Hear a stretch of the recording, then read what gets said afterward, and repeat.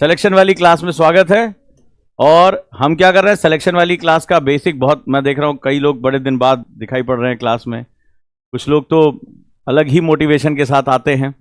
ठीक है, बढ़िया है, अच्छी बात है, आते रहिए। अगले 100 दिन हम यहां सीखेंगे और आगे बढ़ेंगे। और मैं आज जब ये क्लास खत्म करूंगा तो आप क्लास में बहुत फोकस होकर बैठिएगा, क्योंकि आज की क्लास की एक एक लाइन से डेप्थ में टेस्ट बना हुआ है।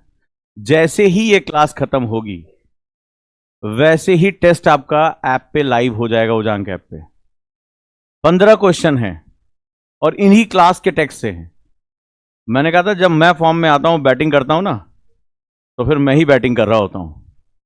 तो तैयार हो जाओ सिलेक्शन के लिए। और मैं गारंटी के साथ कह रहा हूं, आज की क्लास जब खत्म होगी तुम बता देना कि सिलेक्शन हो सकता है कि नहीं हो सकता अगले 100 दिन में, अगर इस मेथड में हम चलेंगे, जिस डेप्थ में एनालिसिस करके लेकर आया हूं। तो कई लोगों का ये बड़ा मानना है कि अरे इससे क्या होगा, उससे क्या होगा, इसी से होगा, और ये तुम बात आज समझ जाओगे। कोई भी सब्जेक्ट का डायमेंशन शायद उसमें नहीं छूटेगा। तैयार है? तो चलिए शुरू करते हैं। तो हमने सिलेक्शन वाली क्लास में पहले कुछ काम किया था और हमने वहां से कुछ वर्ड्स निकाले थे, याद है? जियोपॉलिटिकल वर्ड्स निकाले थे, जिसमें हमने एक वर्ड किया था।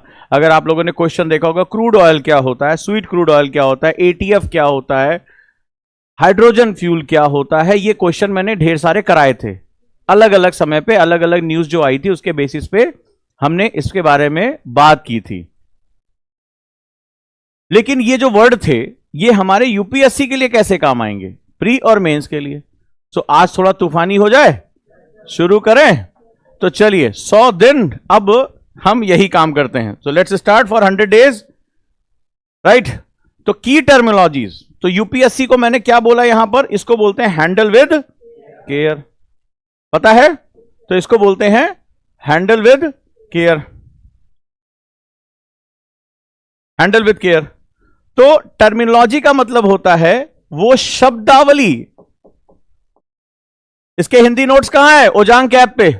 जिन्होंने अभी नहीं डाउनलोड किया उसको डाउनलोड कर ले, हिंदी और इंग्लिश दोनों में है। ठीक है, ये दोनों भाषाओं में दिया गया है, ये दोनों भाषाओं में दिया गया है। तो आप इसको ऐप जरूर डाउनलोड कर ले और जैसे ही क्लास खत्म होगी टेस्ट लाइव हो जाएगा। तो बहुत ध्यान से आपको क्या करना है, कुछ नहीं लिखना है। आप 1 घंटे में मैक्सिमम आउटपुट निकालेंगे। जो जो वर्ड्स बताता जा रहा हूं, जो चीजें बताता जा रहा हूं, वो सारी की सारी एक एक लाइन आपको याद करनी क्लास में। अगला 1 घंटा मेरे साथ ऑप्टिमम फोकस में रहना, ऑप्टिमम फोकस। इसीलिए मैंने कहा कि सिलेक्शन हो जाएगा।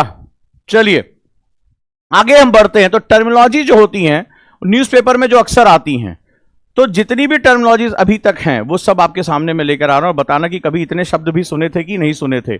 चले आगे, चलिए। पहला है क्रूड ऑयल किसे कहते हैं, what mean by crude oil. ठीक है, तो पहला क्रूड ऑयल यानी कि जो हम लोग कच्चा तेल कहते हैं, अक्सर समाचारों में चर्चा में रहता है, ये क्या होता है। सो क्रूड ऑयल, अगर आपको कहीं कुछ पॉइंट मिले तो लिख लीजिए, नहीं तो अपने नोट्स पर फोकस करिए और इसको मेमोराइज करिए। टेस्ट देना है तुरंत के बाद। सो इसकी क्रूड ऑयल की डिफिनीशन होती है कि यह प्रकृति में नेचुरली पाया जाता है। ठीक है, कहां पाया जाता है? प्राकृतिक रूप से पाया जाता है। अनरिफाइंड होता है, यानी अशोधित होता है। इसका शोधन नहीं किया गया होता है, यह अशोधित होता है, यह नेचुरल रूप में होता है। ठीक है, और यह हाइड्रोकार्बन से मिलकर बना होता है। किससे मिलकर बना होता है? हाइड्रोकार्बन से। अब सवाल यह है, अगर मैं पहुंच जाऊं, आज मेरी मेहनत पहुंच जाए, तो आज बताना जरूर। ठीक है, हाइड्रोकार्बन से मिलकर बना होता है। तो क्रूड क्या होता है? नेचुरल यानी प्राकृतिक रूप से पाया जाता है, अशोधित होता है। ठीक है, पेट्रोलियम प्रोडक्ट होता है। इससे क्या होता है? ईंधन हमारे रूप में काम आता है। ईंधन क्यों? क्योंकि इसकी होती है कैलोरीफिक वैल्यू। क्या होती है? कैलोरीफिक वैल्यू होती है। कैलोरीफिक वैल्यू क्या होती है? जब 1 ग्राम ईंधन जलाया जाता है, when you burn 1 gram of petroleum और फ्यूल, उससे जो ऊष्मा प्राप्त होती है, जो हीट निकलती है, दैट इज नोन, उसकी वैल्यू क्या कहलाती है? कैलोरीफिक वैल्यू कहलाती है। तो इसका साइंटिफिक नेम क्या हुआ? इसको बोलते हैं दहन ऊष्मा। हिंदी में क्या बोलेंगे? दहन ऊष्मा। तो उससे जो कैलोरी यानी ऊष्मा जो प्राप्त हो रही है 1 ग्राम फ्यूल जलाने पर, तो इसी से फ्यूल की एफिशिएंसी तय होती है कि जो फ्यूल आपने कोयला जलाया तो कितनी ऊष्मा मिली, पेट्रोल जलाया तो कितनी ऊष्मा मिली, अब और भी अगर सोफिस्टिकेटेड चीज जला रहे हो तो उससे कितनी ऊष्मा आपको मिल रही है। और इसी से क्या होता है? इसी से हमारा काम चलता है। अब सवाल यह है कि हाइड्रोकार्बन किसे कहते हैं? कितने लोग बता सकते हैं क्लास में हाइड्रोकार्बन किसे कहते हैं? शब्द सब सुना होगा सबने। हाइड्रोकार्बन किसे कहते हैं? हाँ बताओ, शाबाश। It is made up of hydrogen and carbon. पढ़ लिया होगा नोट्स में। कितने तरह के होते हैं? बिल्कुल, पिटाई हुई इस चक्कर में। कितने? चलो आगे बढ़े। तो हमें क्या मिला? ये नेचुरली होता है, अनरिफाइंड होता है, पेट्रोलियम प्रोडक्ट होता है, इसकी कैलोरीफिक वैल्यू होती है, दहन ऊष्मा होती है। दहन ऊष्मा वो होती है जो 1 ग्राम जलाने पर हमें प्राप्त होने वाली हीट या ऊष्मा, जो हमें एनर्जी मिलती है, उसे कैलोरीफिक वैल्यू कहते हैं। और ये हाइड्रोकार्बन्स होते हैं। अब हम बात करते हैं कि हाइड्रोकार्बन्स किसे कहते हैं। हाइड्रोकार्बन्स बेसिकली 4 प्रकार के होते हैं। They are 4 types. ठीक है, क्वेश्चन आ सकता है, आया हुआ है। तो हाइड्रोकार्बन जो शब्द हम कहते हैं कि दीज आर द हाइड्रोकार्बन्स, जैसे ही आप कोई शब्द पकड़ लेंगे यूपीएससी प्रीलिम्स आपका निकल जाएगा। तो हाइड्रोकार्बन्स में जो पहला होता है उसको बोलते हैं एल्केन्स, यानी इसका जो वर्ड पूछा गया था एग्जाम में आया था पैराफिन्स। अगर आपने लास्ट ईयर क्वेश्चन लगाए होंगे तो आपको प्रीलिम्स में पैराफिन वर्ड दिखाई पड़ा होगा, साइंस में पूछा गया है। तो पहला होता है पैराफिन्स। पैराफिन्स क्या होते हैं? ये सैचुरेटेड हाइड्रोकार्बन्स होते हैं, संतृप्त। यानी मेथेन, मेथेन का मतलब हो गया CH4। तो कार्बन के बैलेंस में कितने अणु होते हैं? 4। तो 4 के साथ लग गए 4 हाइड्रोजन, तो ये क्या हो गया? बन गया मेथेन। मेथेन कैसी गैस है? ग्रीन हाउस गैस है। लिखते जाओ, खट्टाखट लिखते जाओ, ग्रीन हाउस गैस है। और बता देना कि इस तरह पढ़ाने पे सिलेक्शन होगा कि नहीं होगा। ठीक है, ये जरूर बता देना। तो पहले को बोलते हैं पैराफिन। पैराफिन संतृप्त होता है, सैचुरेटेड होता है। क्या होता है? संतृप्त। संतृप्त का मतलब क्या हुआ कि इसका जो ऑक्टेन है वो कंप्लीट हो गया, बॉन्ड कंप्लीट हो गया। जैसे प्रोपेन, C3H8, प्रोपेन भी पूछा गया एग्जाम में, नंबर 1। दूसरा होता है जिसको ओलेफिन्स बोलते हैं, यानी एल्कीन्स। ये क्या था? एल्केन्स था, ये था एल्कीन्स। तो एल्कीन्स, ओलेफिन्स बोलते हैं। सामान्य भाषा में इसको क्या बोलते हैं पेट्रोलियम इंडस्ट्री में? ओलेफिन्स। अनसैचुरेटेड, असंतृप्त हाइड्रोकार्बन, यानी हाइड्रोजन और कार्बन का जो यौगिक होगा वो असंतृप्त होगा, लेकिन डबल बॉन्ड बनेंगे। अगर आप लोगों ने पढ़ा होगा जो है केमिस्ट्री, तो क्या बनेगा? डबल बॉन्ड, द्वितीय बॉन्ड बनेंगे, जैसे एथीन। तो बस आपको सिंपल अंदर जाके बॉन्ड नहीं बनाना है, आपको क्या करना है? सिर्फ आपको समझना है कि ओलेफिन्स क्या है? हाइड्रोकार्बन है। ये सब इंडस्ट्री में यूज होता है। अनसैचुरेटेड क्या है? असंतृप्त है। डबल बॉन्ड है, द्वितीयक। साइंस में पूछा गया है, साइंस भी पढ़ना है ना आपको, केमिस्ट्री है उसमें। तो अभी आज देखना कि ओजांग सर किस किस सब्जेक्ट से होकर कहां कहां जा सकते हैं, पावर देखना है इसमें। ठीक है, और इसका क्या होगा? सबसे अच्छा नाम है एथीन। ठीक है, इथेन जिसे हम लोग बोलते हैं। चलिए, ठीक है, नेक्स्ट है एल्काइंस। वाई आ गया, एल्काइंस। इसमें कौन सा इस्तेमाल होता है? Triple bond. तृतीयक बिंदु जो है, तृतीयक बंध जो है इस्तेमाल होता है, जिसको हम लोग ट्रिपल बॉन्ड बोलते हैं। और ये क्या है? वो एथीन था, ये एथाइन होगा, C2H2। फिर है एरोमेटिक। इसके लिए मेरी पिटाई हो चुकी है स्कूल में, कॉलेज में। ठीक है, सबसे ज्यादा बेंजीन रिंग, जो फुटबॉल रिंग बनती है, वो यही थी। बहुत परेशान था मैं इससे, बहुत परेशान था मैं। ठीक है, कौन किसके साथ आकर जुड़ जाए पता ही नहीं चलता था। और हम तो बॉयज स्कूल में पढ़ते थे 12वीं तक, तो हमें तो और भी नहीं समझ में आता था। तो इसके चक्कर में हम बहुत पिटे हैं। ठीक है, देखो ये रिंग स्ट्रक्चर, तो क्या होता है? ये रिंग स्ट्रक्चर फॉर्म करता है। ठीक है, तो इसको बोलते हैं एरोमेटिक। ये क्या बनाता है? छल्ला। ठीक है, रिंग स्ट्रक्चर बनाता है हाइड्रोकार्बन, जैसे बेंजीन C6H6। तो ये हमारे चारों हाइड्रोकार्बन्स हैं। इंडस्ट्री में ये अलग अलग यूज किए जाते हैं। याद हो गया? पहला है पैराफिन, दूसरा ओलेफिन, तीसरा एल्काइंस, और चौथा एरोमेटिक। याद रखना, जो अलग अलग शौकीन लोग हैं वो एरोमेटिक के बारे में याद रखें। ठीक, चलिए आगे बढ़ते हैं। फॉर्मेशन। तो आखिर ये फॉसिल फ्यूल क्रूड ऑयल बनता कैसे है? तो क्रूड ऑयल जो है वो मेटामॉर्फिज्म है, यानी रूपांतरण है। कई हजारों साल पहले, करोड़ों साल पहले जो ये समुद्री जीव और अवशेष जो दब गए थे, इसमें दबे सेडिमेंट्स फॉसिल के साथ, तो इनको फॉसिल फ्यूल कहा जाता है। क्या बोला जाता है? Fossil fuel. तो फॉसिल यानी उनके अवशेष, ये कभी जीवित थे, ऑर्गेनिक थे। ये मछलियां, पेड़ पौधे, पशुओं, जो पशु जंतु जानवर, ये सभी क्या थे? ये कभी जीवित थे। और लगातार जब इनके ऊपर क्या हुआ, ताप और दाब की कौन सी क्रिया, मेटामॉर्फिज्म के लिए दो इंपॉर्टेंट चीज होती है, प्रीलिम्स में पूछा गया है। जब भी कुछ रूपांतरण होगा, यानी उसमें क्या होगा, उसकी फिजिकल और केमिकल प्रॉपर्टी चेंज हो जाएगी। केमिकल और फिजिकल प्रॉपर्टी जब चेंज हो जाएगी तो उसके लिए दो चीजों की जरूरत पड़ेगी, क्या? टेम्परेचर और प्रेशर, ताप और दाब। तो उच्च ताप और दाब, when it heat and pressure जब होगा तो क्या होगा, मेटामॉर्फिज्म होगा। और मेटामॉर्फिज्म में क्या होगा, उसके बॉन्ड का स्ट्रक्चर चेंज हो जाता है। रूपांतरण में क्या चेंज हो जाता है, बॉन्ड स्ट्रक्चर। जैसे लाइमस्टोन, चूना, सबसे ज्यादा बार पूछा गया है, भूगोल का क्वेश्चन है, ठीक है, यह ज्योग्राफी में क्वेश्चन पूछा जाएगा। तो चूने की चट्टान पे जब एक्सेसिव प्रेशर और टेम्परेचर पड़ता है बाबू, तो किसमें कन्वर्ट हो जाता है, लाइमस्टोन। किसमें कन्वर्ट होगा, संगमरमर में, मार्बल में। चूना कैसे इस्तेमाल किया जाता है देश में, देख रहा है ना विनोद, है ना? हाँ, क्वेश्चन है ये भाई, यूपीएससी कई बार आया हुआ, ज्योग्राफी सबसे फेवरेट क्वेश्चन है। तो चूना कैसे हमारे इस्तेमाल करते हैं, देख रहे हैं ना विनोद। लेकिन संगमरमर कोई घिस पाएगा इस तरह से? तो वही चूना limestone with the help of metamorphism, यानी रूपांतरण की प्रक्रिया में किसमें कन्वर्ट हो जाएगा, संगमरमर में। तो ये हमारे हाइड्रोकार्बन्स यहां बने। चूंकि ये फॉसिल्स यानी अवशेषों से बनकर मिले, जिसको बोला जाता है फॉसिल फ्यूल, यानी अवशेषी खनिज। चलिए भाई, अब बात करते हैं कितने तरह के क्रूड ऑयल होते हैं। क्रूड ऑयल तो सुन लिया, यूपीएससी है, जरा देख लेते हैं, एकदम खजाना खोज के लेकर आया हूं। पहला होता है लाइट क्रूड ऑयल, नाम भी नहीं सुना होगा कई लोगों ने, लाइट क्रूड ऑयल, ठीक है। तो इसकी खास बात क्या है, जो एग्जाम के लिए अगर क्वेश्चन इसकी प्रॉपर्टी पूछ लिया जाए तो लो डेंसिटी होती है। क्या होती है, इसका घनत्व तो कम होता है। तो जिसका घनत्व तो कम होता है वो तैरती है, जिसका घनत्व तो कम होगा, डेंसिटी कम होगी। डेंसिटी क्या होती है, मास अपान वॉल्यूम। द्रव्यमान को जब आयतन से, आयतन मतलब लंबाई, चौड़ाई और ऊंचाई, ठीक है, लेंथ, ब्रेथ और हाइट, तो मास अपॉन उसका मास कितना है, उसका वॉल्यूम कितना है, जब इसको भाग दिया जाता है तो हमें क्या प्राप्त होता है, घनत्व प्राप्त होता है, डेंसिटी प्राप्त होती है। साइंस का क्वेश्चन है, क्योंकि इसके बेस पे उत्प्लावकता तय होती है, कोई चीज पानी में डूबेगी या तैरेगी। तो साइंस में यह क्वेश्चन पूछा गया था, एक एक शब्द निकाल के लेकर आ रहा हूं। लो डेंसिटी होती है, लेकिन हाई एपीआई ग्रेविटी होती है। एपीआई ग्रेविटी, यह कौन सी बला का नाम है?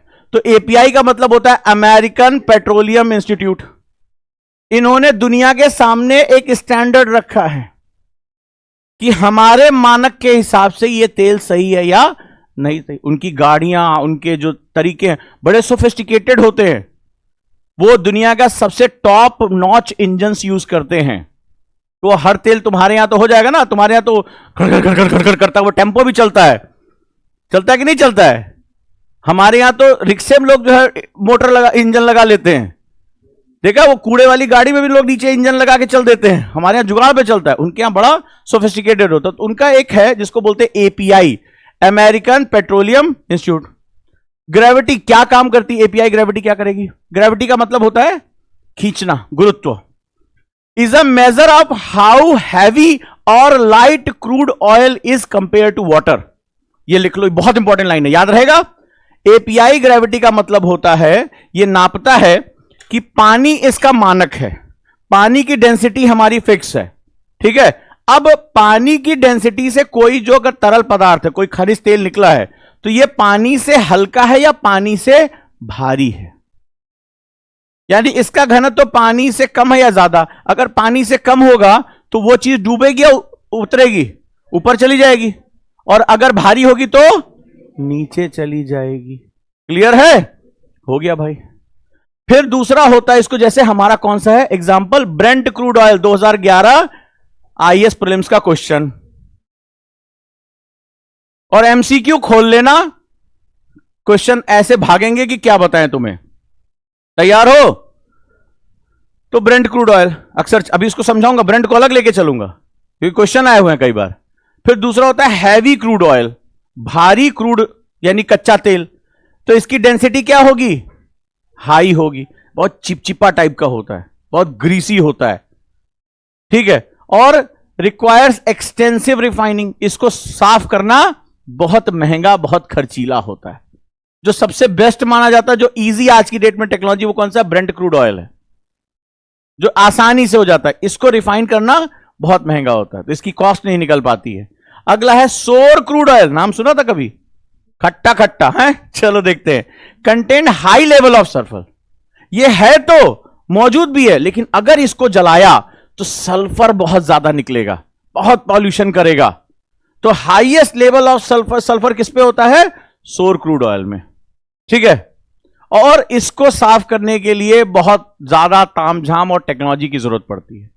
फिर आता है दुनिया में बवाल कराने वाला स्वीट क्रूड ऑयल, नाम बताया था ना, वेनेजुएला के पास है, तो स्वीट क्रूड ऑयल है ये।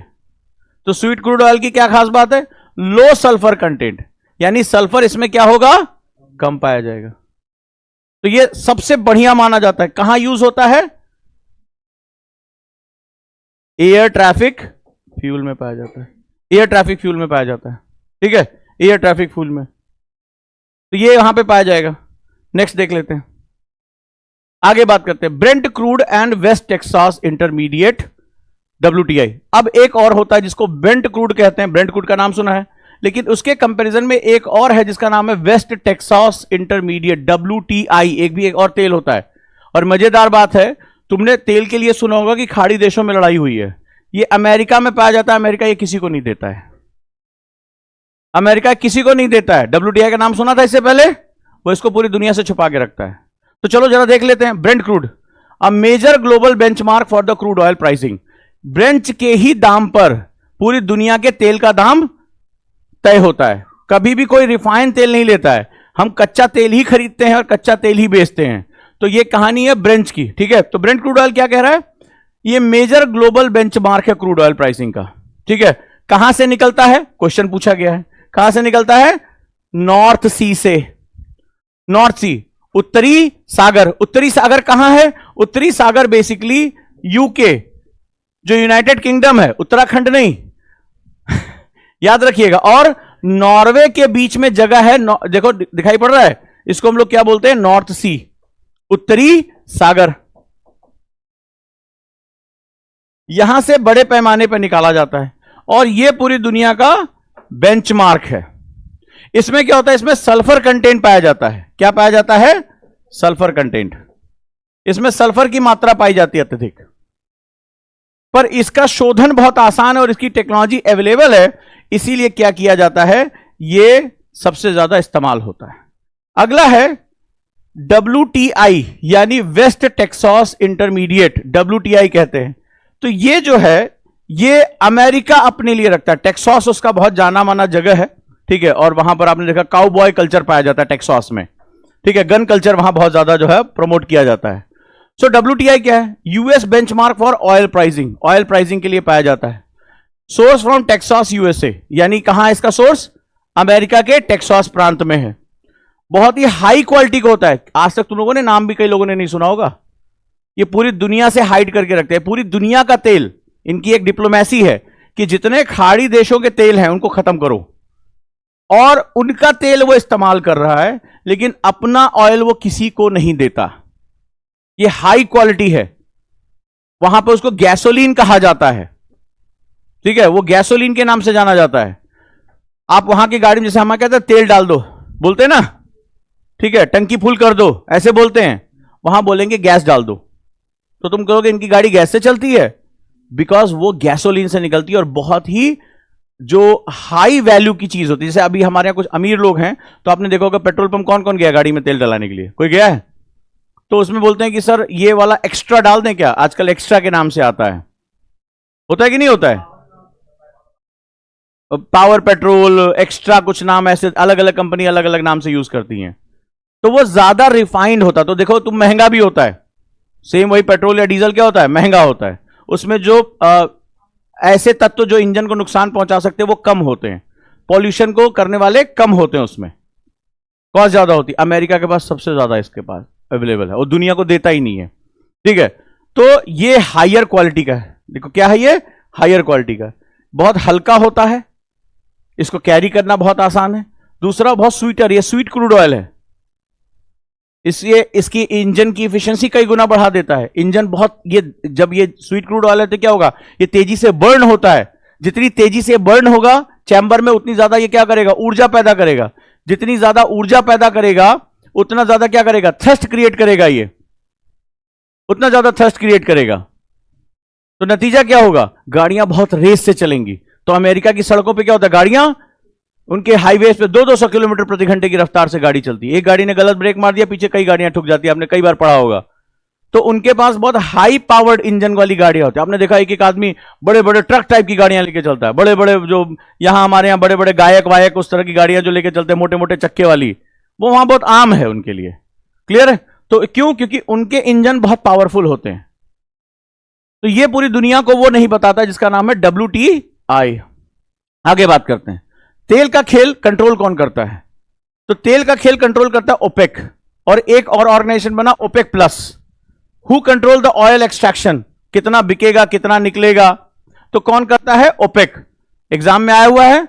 ओपेक का फुल फॉर्म होता है organization of the petroleum exporting countries. Organization of the petroleum exporting countries. तो ओपेक की स्थापना हुई थी 1960 में। कब हुई? 1960 में, 1960।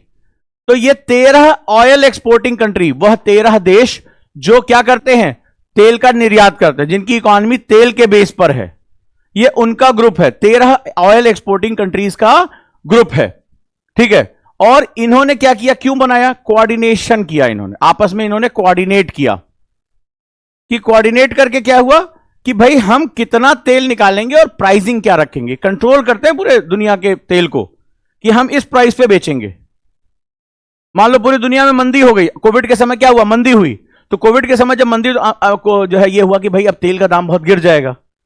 ओपेक ने कहा नहीं, तेल का दाम नहीं गिराएंगे। ये हुआ कि भाई जब तेल नहीं बिक रहा है, सब सारी गाड़ियां बंद है, सब लोग घरों के अंदर बंद हैं, कुछ नहीं चल रहा है, तो प्रोडक्शन कम कर दो। तो लंबे समय तक इन्होंने प्रोडक्शन कम नहीं किया और अपने रणनीतिदारों को क्या किया उन्होंने, उसको जो है वो फायदा पहुंचाया। तो ये उसको जो है कवर करते हैं। कौन कौन से मेंबर है प्रमुख? सऊदी अरेबिया, सबसे बड़ा तेल का किसके पास भंडार है, ब्रेंट क्रूड ऑयल का, वो है सऊदी अरेबिया। दूसरा ईरान, इराक, यूएई, ठीक है, वेनेजुएला, और भी हैं, 13 देश हैं, लेकिन ये प्रमुख देश हैं। वेनेजुएला क्यों? क्योंकि उसके पास स्वीट क्रूड ऑयल है, ठीक है। सऊदी अरेबिया जिसके पास सबसे बड़ा रिजर्व है, ठीक है। ईरान, इराक, यूएई, ये सब सबसे ज्यादा बड़े पैमाने पर क्या करते हैं, ये क्रूड ऑयल वो निकालते हैं। अब आगे आ जाते हैं, ओपेक प्लस बना। अब इसमें रशिया के पास भी बहुत बड़ी मात्रा में तेल और नेचुरल गैस के रिसोर्स मिल गए, सबसे बड़ी मात्रा में। तो क्या हुआ, इन्होंने ओपेक ने इसको किया कि भाई ये ब्लॉक का तेल, ये फॉसिल फ्यूल है, आज नहीं तो कल खत्म हो जाएगा। तो इन्होंने रणनीतिक रूप से क्या हुआ कि रशिया और उसके आसपास के देशों में सबसे बड़ा तेल भंडार और रिजर्व मौजूद था, तो इन्होंने क्या किया, उन्हें मिला लिया। कौन कौन से देश? ओपेक प्लस बनाया। तो बाकी देशों के साथ इन्होंने किसको जोड़ा? रशिया को जोड़ा, कजाकिस्तान को जोड़ा और मैक्सिको को जोड़ लिया। क्योंकि मैक्सिको में है खाड़ी, क्या है, मैक्सिको, बे ऑफ मैक्सिको, और वहां पर होती है ऑफशोर ड्रिलिंग। कैसे खाड़ी से कैसे तेल निकाला जाता है, जैसे भारत में भी बंगाल की खाड़ी है, मुंबई के पास का जो एरिया है, ठीक है, वहां से क्या होता है, तेल निकाला जाता है। इसको बोलते हैं ऑफशोर ड्रिलिंग, ऑफशोर ड्रिलिंग। तो यहां तेल कैसे पाया जाता है, ये बेसिकली महाद्वीपीय मग्न तट होते हैं, this is they are known as continental shelf. Exam में क्वेश्चन पूछा गया है, जैसे भारत का बॉम्बे हाई, भारत का तेल कहां से निकलता है, बॉम्बे हाई से, ठीक है। जामनगर में रिफाइनरी है, वहां पे तेल शोधित किया जाता है, तेल निकाला नहीं जाता है।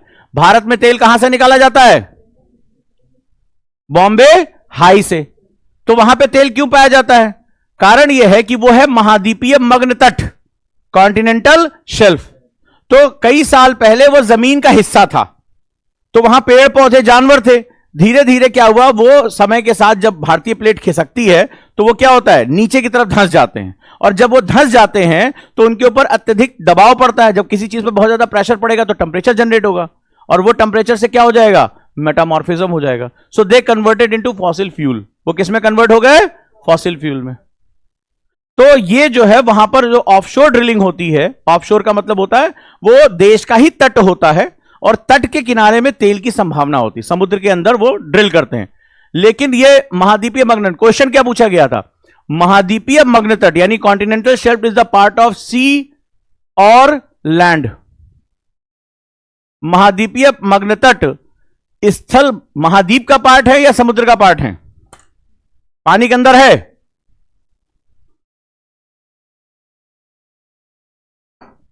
क्वेश्चन पूछा गया है,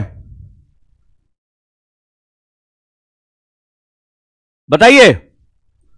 यूपीएससी का एक एक क्वेश्चन सामने खोल के रख दूंगा। हाँ, नहीं डिसाइड हो पाया? अरे बहुचटो, बोल रहा हूं महाद्वीपीय मग्न तट, मग्न मतलब डूबा हुआ, शेल्फ मतलब अंदर।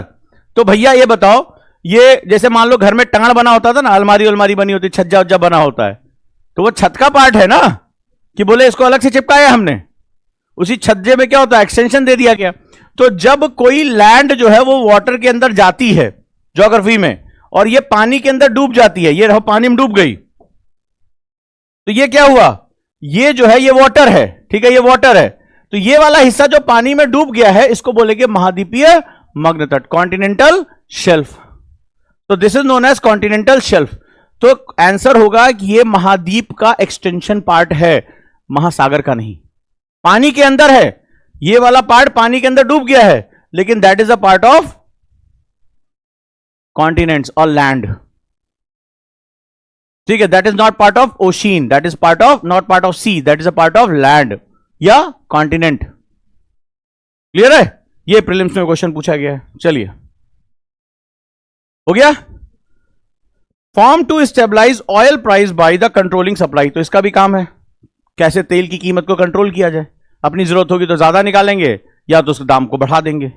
और पूरी दुनिया में वैसे भारत, चीन, इन सब देशों को बेहिसाब क्रूड ऑयल की जरूरत है। यहां तक कोई दिक्कत? कौन सी? हाँ, ठीक है। सबसे ज्यादा लाइफ वहीं पाई जाती है, कॉन्टिनेंटल शेल्फ में मछलियां पकड़ी जाती हैं, ठीक है। किसी भी देश का जो एक अनन्य क्षेत्र होता है, जो उसका तुरंत, जिसे हम लोग कहते हैं कि उसका एक क्रीक एरिया का सेगमेंट होता है, जो 12 नॉटिकल माइल्स होता है, वो उसी के अंदर माना जाता है। हाँ, अब बात करते हैं स्ट्रेटेजिक पेट्रोलियम रिजर्व। एक नाम आता है अखबारों में, एसपीआर क्या होता है, यानी स्ट्रेटेजिक पेट्रोलियम रिजर्व किसे कहते हैं। तो स्ट्रेटेजिक पेट्रोलियम रिजर्व से क्या तात्पर्य? किसी भी देश के लिए बहुत महत्वपूर्ण है। भारत का भी बड़ी चर्चा में आया था, और ये एग्जाम में पूछा गया क्वेश्चन है। कितने लोगों ने एसपीआर का नाम सुना है? तो जैसे हम तेल मंगा रहे हैं, हर देश में मैंने आपको बताया था कई तरह की सुरक्षाएं होती है, उसमें सबसे महत्वपूर्ण सुरक्षा होती है राष्ट्रीय सुरक्षा, और अंतरिक्ष सुरक्षा के बाद सबसे बड़ी सुरक्षा होती है ऊर्जा सुरक्षा। अगर कोई देश प्रोग्रेस कर रहा है तो उसको एनर्जी सिक्योरिटी की बड़ी जरूरत पड़ेगी। और देश में क्या हो, मान लो आप तेल मंगा रहे हो, आप यूज कर रहे हो, लेकिन कल को कोई वॉर हो गई, कहीं कोई रास्ता ब्लॉक हो गया, कहीं कोई दुर्घटना हो गई, तो आपका देश क्या होगा, वहीं का वहीं रुक जाएगा, वो इकोनॉमिक ग्रोथ नहीं कर पाएगा। तो क्या करना होगा हमें, क्या करना होगा हमें, हैं? तो हमें एक स्ट्रेटेजिक, अब शब्द क्या है, स्ट्रेटेजिक पेट्रोलियम रिजर्व। तो दोनों शब्दों को जरा ध्यान से देखो क्या है। स्ट्रेटजी मतलब होता है वॉर रिलेटेड, रणनीतिक, गुप्त। रिजर्व मतलब होता है भंडार, किसका, पेट्रोलियम का, जो हमारे ऊर्जा सुरक्षा के लिए जरूरी है। तो ये क्या होते हैं, ऐसे भंडार होते हैं जितनी जरूरत है उससे ज्यादा तेल देश खरीद कर गुप्त जगह पर रखते हैं, कि उसको कभी भी जहां जरूरत पड़े वो निकाल लें। वो जमीन के नीचे की, कल को अगर मान लो दुश्मन क्या करे, आपका एयरप्लेन से आपके ऊपर बम गिराए, जेट प्लेन से बम गिराए, तो भी वो नष्ट नहीं होना चाहिए। बहुत मोटी कंक्रीट की दीवारों के अंदर उसकी एग्जैक्ट लोकेशन नहीं पता होती कहां है, और वो बहुत ही अंदर दबा के रखा जाता है उसमें कंटेनर की। अगर देश के सामने कोई चैलेंज आ जाए तो देश कई दिनों तक क्या करे, मान लो अभी तुम्हें सेना की गाड़ियों को भेजना है आपको उस पर, और आपके पास तेल नहीं है, तो आपकी सेना पहुंच नहीं पाएगी, आपकी ट्रेनें पहुंच नहीं पाएंगी, आपने सड़कें बनाई, रेलवे बनाया। सो किसी भी देश के लिए यह बहुत ही महत्वपूर्ण वैल्यू होती है, इसको हम लोग एसपीआर बोलते हैं, स्ट्रेटेजिक पेट्रोलियम रिजर्व। तो क्या होता है, emergency crude oil stockpile maintain by the government to ensure energy security. यह राष्ट्र की सरकार के द्वारा ऊर्जा सुरक्षा को सुनिश्चित करने के लिए, हिंदी में दिया हुआ है, ऊर्जा सुरक्षा को सुनिश्चित करने के लिए यह आकस्मिक क्रूड ऑयल का रिजर्व होता है, रिफाइंड नहीं, क्रूड ऑयल रिजर्व होता है। तो वर्ड याद रखना, एग्जाम में क्या होगा, यह कहेगा यह रिफाइंड ऑयल होता है, नहीं क्रूड ऑयल की। मशीनरी हमारी काम कर लेगी, क्योंकि रिफाइंड ऑयल को प्रिजर्व करके रखना बहुत मुश्किल होता है। रीजन क्या होता है, वो वॉलाटाइल होता है, ये कई कई महीनों सालों तक इसको रखा जाता है। तो जब क्रूड ऑयल रिफाइन कर दिया जाता है, छान दिया जाता है, तो वॉलाटाइल हो जाता है। आपने देखोगे पेट्रोल से तेल गायब हो जाता है, टंकी बंद है फिर भी क्या होगा, कुछ दिन रख दो गायब हो जाएगा, तो वो उड़ जाता है, कहते तेल उड़ गया, पेट्रोल उड़ गया, बोलते हैं ना। तो वॉलाटाइल उसकी जो है वो सेगमेंट होता है, क्योंकि पेट्रोल ऑक्टेन बनाता है। तो इसको क्या होता है, क्रूड ऑयल के फॉर्म में इसको रिजर्व रखा जाता है। तो वर्ड कहां एग्जाम में आएगा, तो यहीं पे तुम्हारा नेगेटिव मार्किंग हो जाएगा। द गवर्नमेंट, बहुत जल्दबाजी में तुम्हें ये आएगा, अरे यार गवर्नमेंट को आकस्मिक रूप से रखना है, वो क्रूड को हटाकर रिफाइंड ऑयल रख देगा, ठीक है, वो पेट्रोलियम डाल देगा और तुम्हारा क्वेश्चन निपट जाएगा। Next one, India's SPR locations कहां है? तो हमारी पहली लोकेशन है आंध्र प्रदेश में विशाखापट्टनम। कहां है एग्जैक्टली किसी को नहीं पता, विशाखापट्टनम में बनाया गया। दूसरा मैंगलुरु कर्नाटक में है। तीसरा पद्दूर कर्नाटक में है, ठीक है। भारत के 3 एसपीआर्स हैं, ठीक है। तो ये सर ये आया हुआ एग्जाम में क्वेश्चन है, भारत की एसपीआर लोकेशन कहां है, तो नाम और कौन से राज्य में है ये क्वेश्चन पूछा गया, मैचिंग करने के लिए क्वेश्चन आया हुआ है। चलिए, पद्दूर सर्च करो, बहुत छोटी सी जगह पे तुम्हें दिखाई पड़ेगा। इसकी लोकेशन आइडेंटिफाई मैप पे तुम्हें दिखाएंगे नहीं ना। हाँ, पद्दूर एक बहुत छोटी सी जगह है, गांव के पास, वहां पे रखा गया है इसको। चलिए, तो तुम्हारे मैप पे जो दिखा रहे हैं, अभी इसको गूगल मैप पे सर्च करोगे तो तुम्हें दिखाई पड़ेगा। उसमें तो केवल जो बड़ी बड़ी सिटीज है उनके नाम दिए हुए ना, मैंगलुरु बड़ी सिटी है, विशाखापट्टनम बहुत बड़ा पोर्ट है, तो ये छोटी छोटी जगह है जहां पर इसको हाइड करके रखा गया है। चले आगे, नेक्स्ट वन। अब एक वर्ड आता है पेट्रोलियम में, पेट्रोकेमिकल। अभी तक हमने वर्ड यूज किया पेट्रोलियम, तो पेट्रोलियम और पेट्रोकेमिकल में क्या अंतर होता है? ये क्वेश्चन साइंस में पूछा गया था प्रीलिम्स में। तो हमें लगता है petroleum is a different thing, petrochemical is different thing. तो पेट्रोकेमिकल क्या होता है? Chemical compounds drive from crude oil and natural gas, यानी वो केमिकल कंपाउंड, वो रासायनिक कंपाउंड जो क्रूड ऑयल और नेचुरल गैस से निकाले जाते हैं किसी और पर्पस के लिए, ठीक है। तो उसे क्या बोलते हैं? पेट्रोकेमिकल। डिफिनीशन याद रहेगी, उसको पेट्रोकेमिकल बोलते हैं। जैसे सिंथेटिक रबर जो हम टायर बनाने के लिए यूज करते हैं, ये भी पेट्रोलियम से बनता है। जो टायर है गाड़ियों के, जो हम ये यूज कर रहे हैं रबर्स, हम ये कुर्सियों में यूज कर रहे हैं जो चीजों को, ये these all made by the synthetic rubber, not natural rubber. Fertilizers, इसमें भी यूज होता है पेट्रोकेमिकल। एंड फार्मास्यूटिकल्स, यानी कि दवा उद्योग में भी बड़े पैमाने पर यह इस्तेमाल होता है। फॉर एग्जाम्पल पॉलीएथिलीन, सीधे क्वेश्चन इसी से आया है। पॉलीएथिलीन यूज्ड इन प्लास्टिक्स, तो प्लास्टिक बनाने के लिए किसका इस्तेमाल किया जाता है? पॉलीएथिलीन। तो जब ये पेट्रोलियम बनता है तो पेट्रोकेमिकल सब्सटेंसेस निकलते हैं और उसको किस में इस्तेमाल कर लेते हैं? प्लास्टिक बनाने में। दूसरा अमोनिया, कल जो तुम पूछ रहे थे, अमोनिया हो गया, ये किस में इस्तेमाल किया जाएगा? अमोनिया मतलब NH3, ये किस में इस्तेमाल किया जाएगा? फर्टिलाइजर बनाने में, जिसे हम लोग यूरिया कहते हैं। हाँ,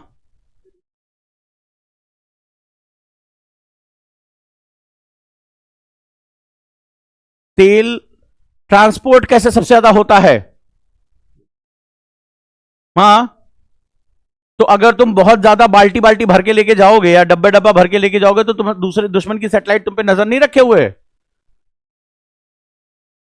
तुम्हें हाइड करने के लिए अगर वो आया तुरंत के तुरंत तुम्हें स्टोर करना है, स्ट्रेटेजिक लोकेशन है, तो तुम्हारे लिए सबसे आसान क्या होगा? मान लो इमरजेंसी में भी तुम्हें ऑयल चाहिए तो कहां से तुम उठाओगे? वहीं से तुम उठाओगे।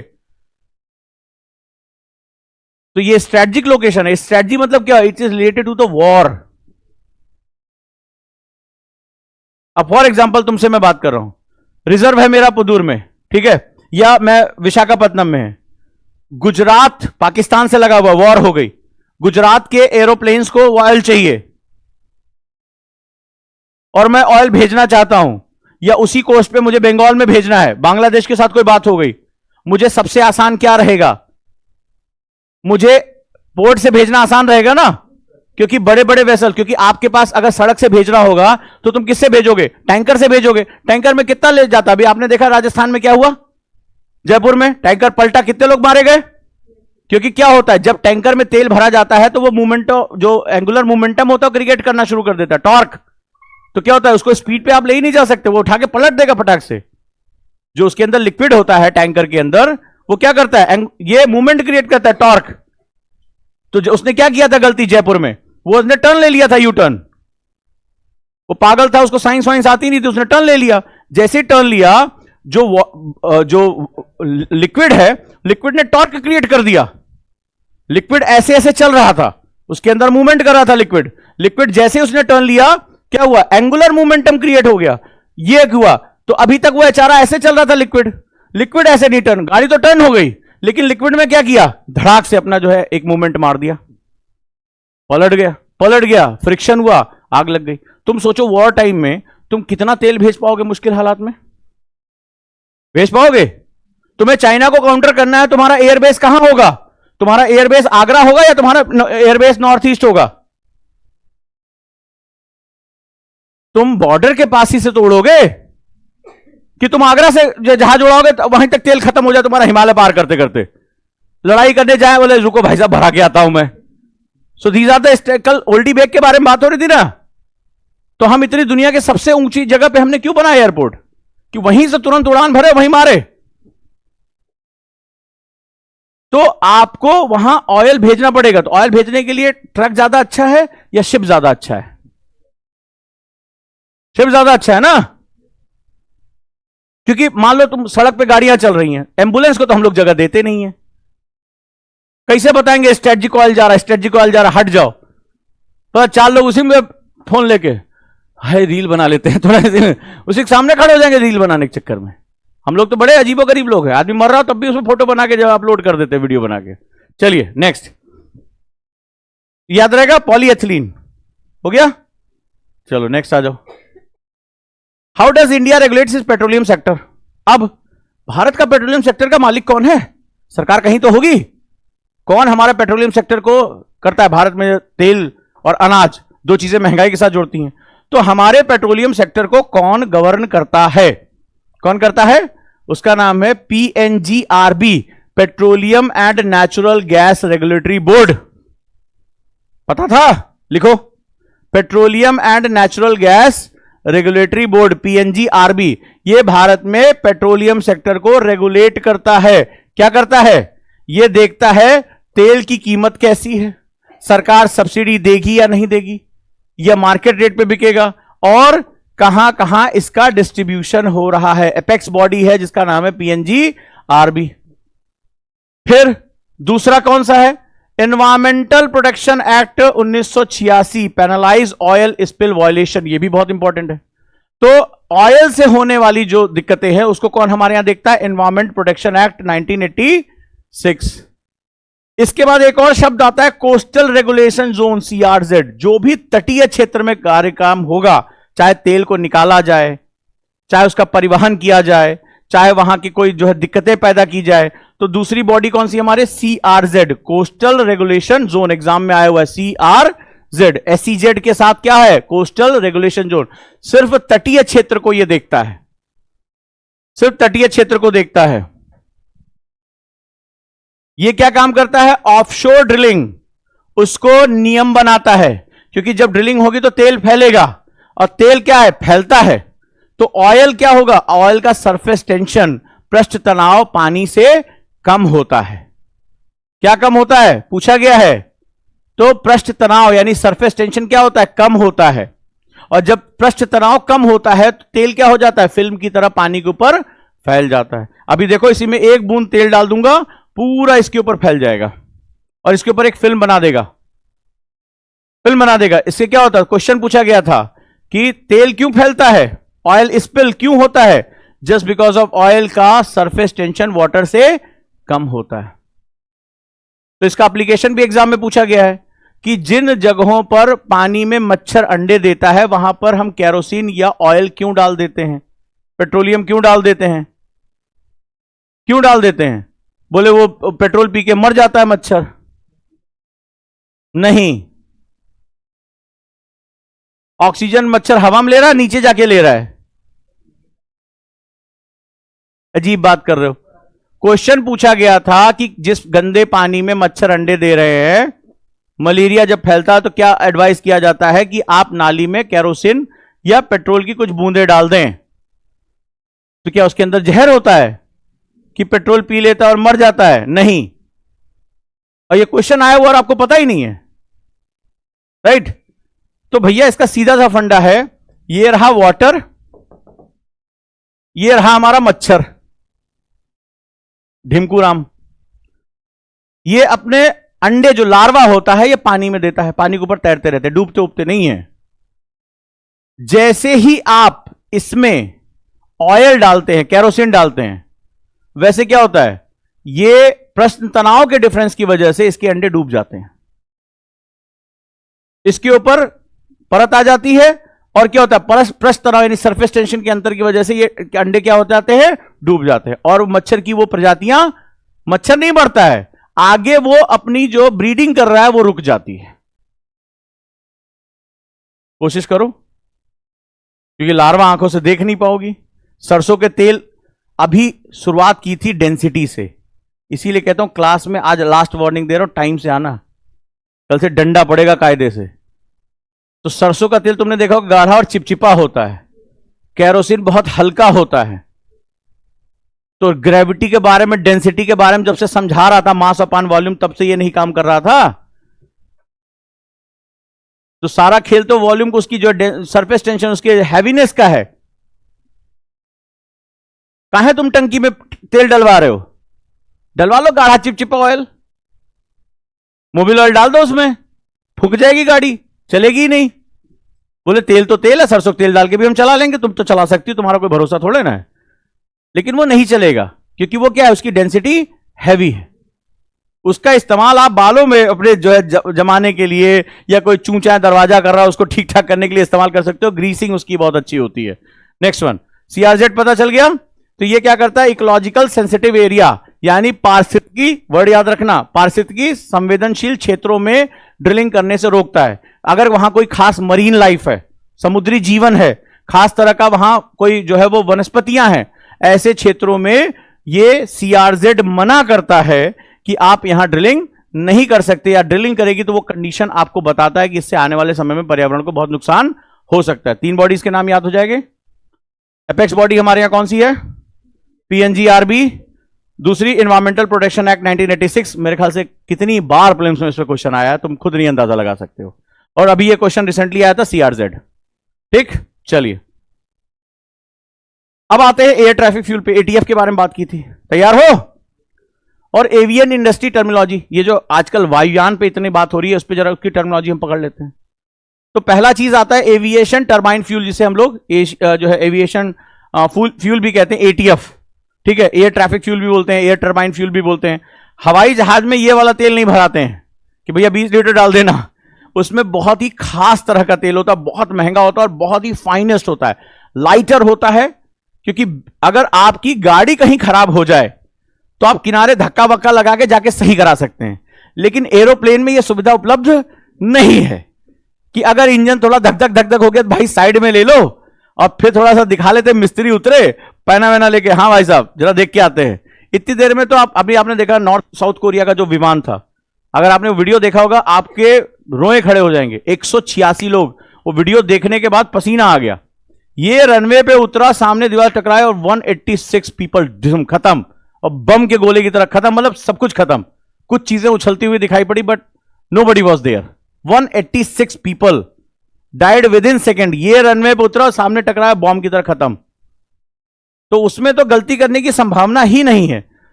क्या खास बात है? तो ये refined from kerosene used to the power jet engine. तो इसको कैसे निकालते हैं? केरोसिन से निकालते हैं। कहां से?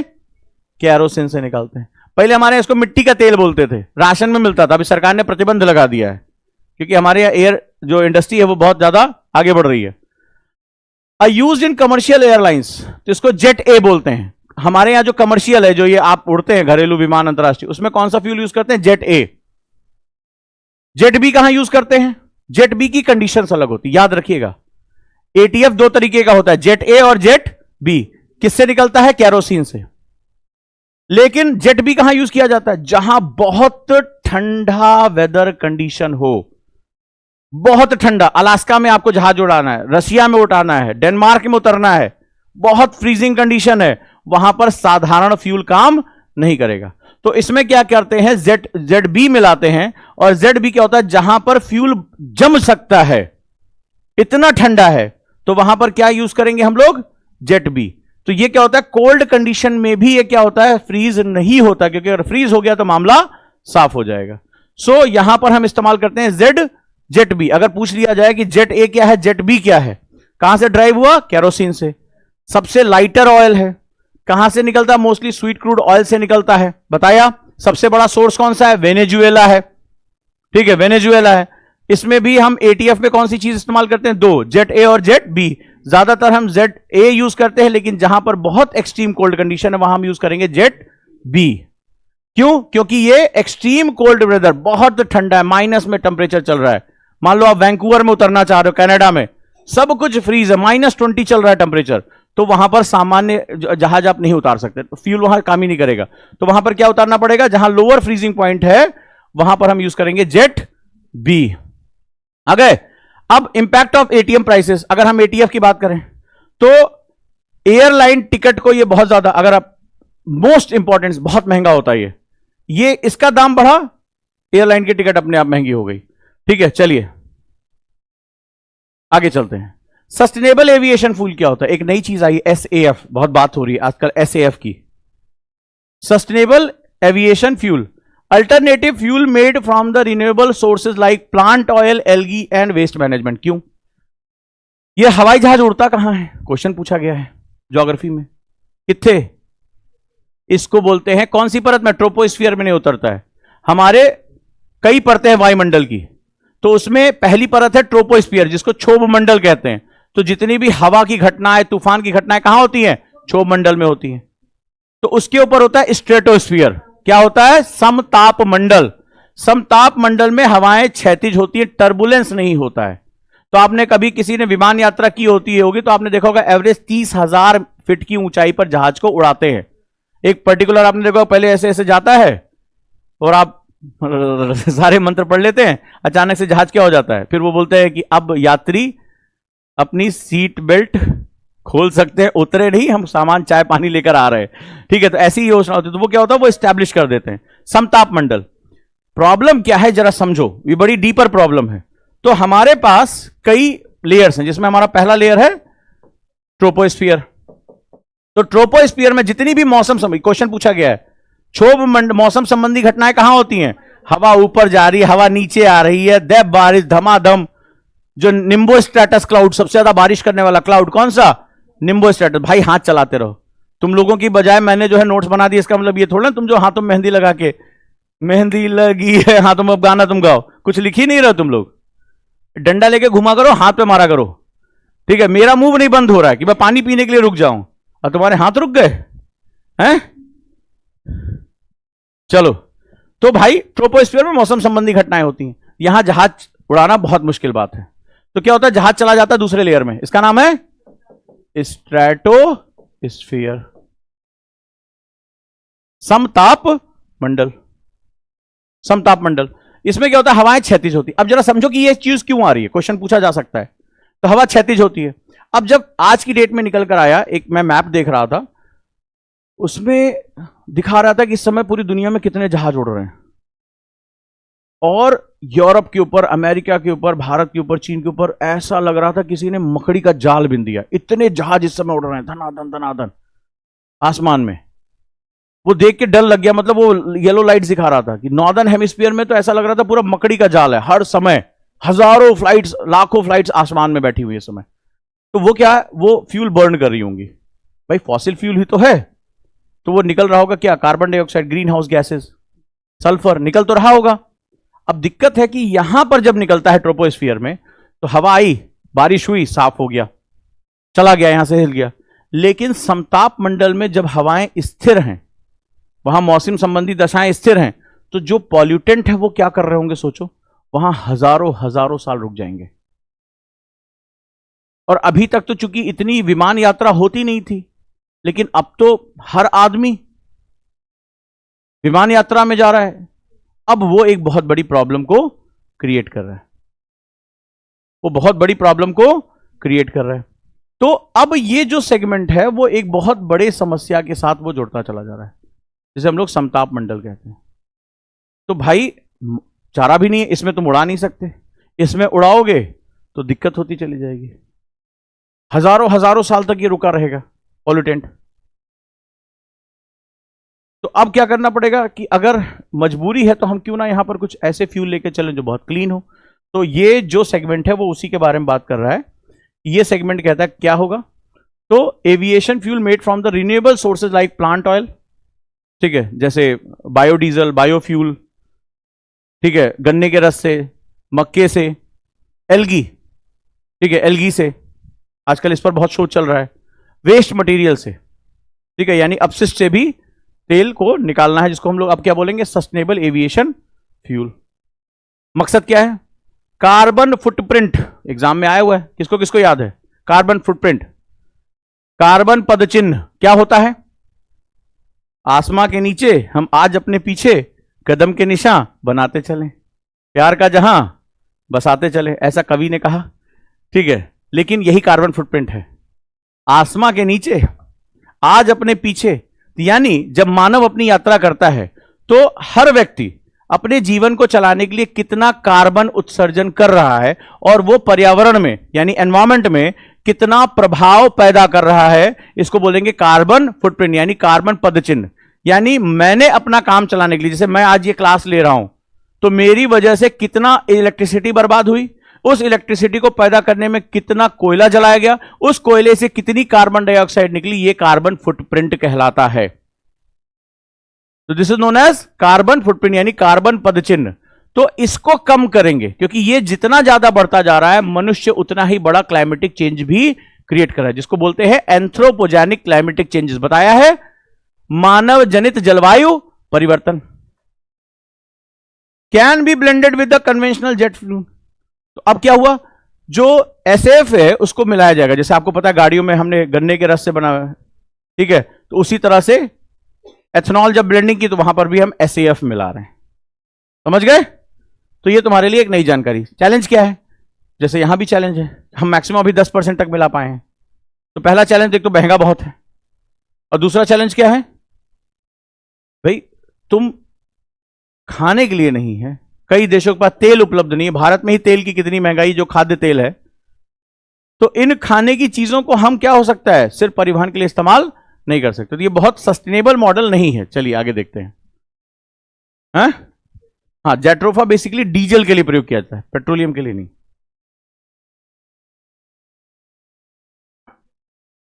करंज, करंज पेट्रोलियम नहीं, इसमें नहीं, क्योंकि रिफाइनिंग उसकी उतनी अच्छी नहीं होती है।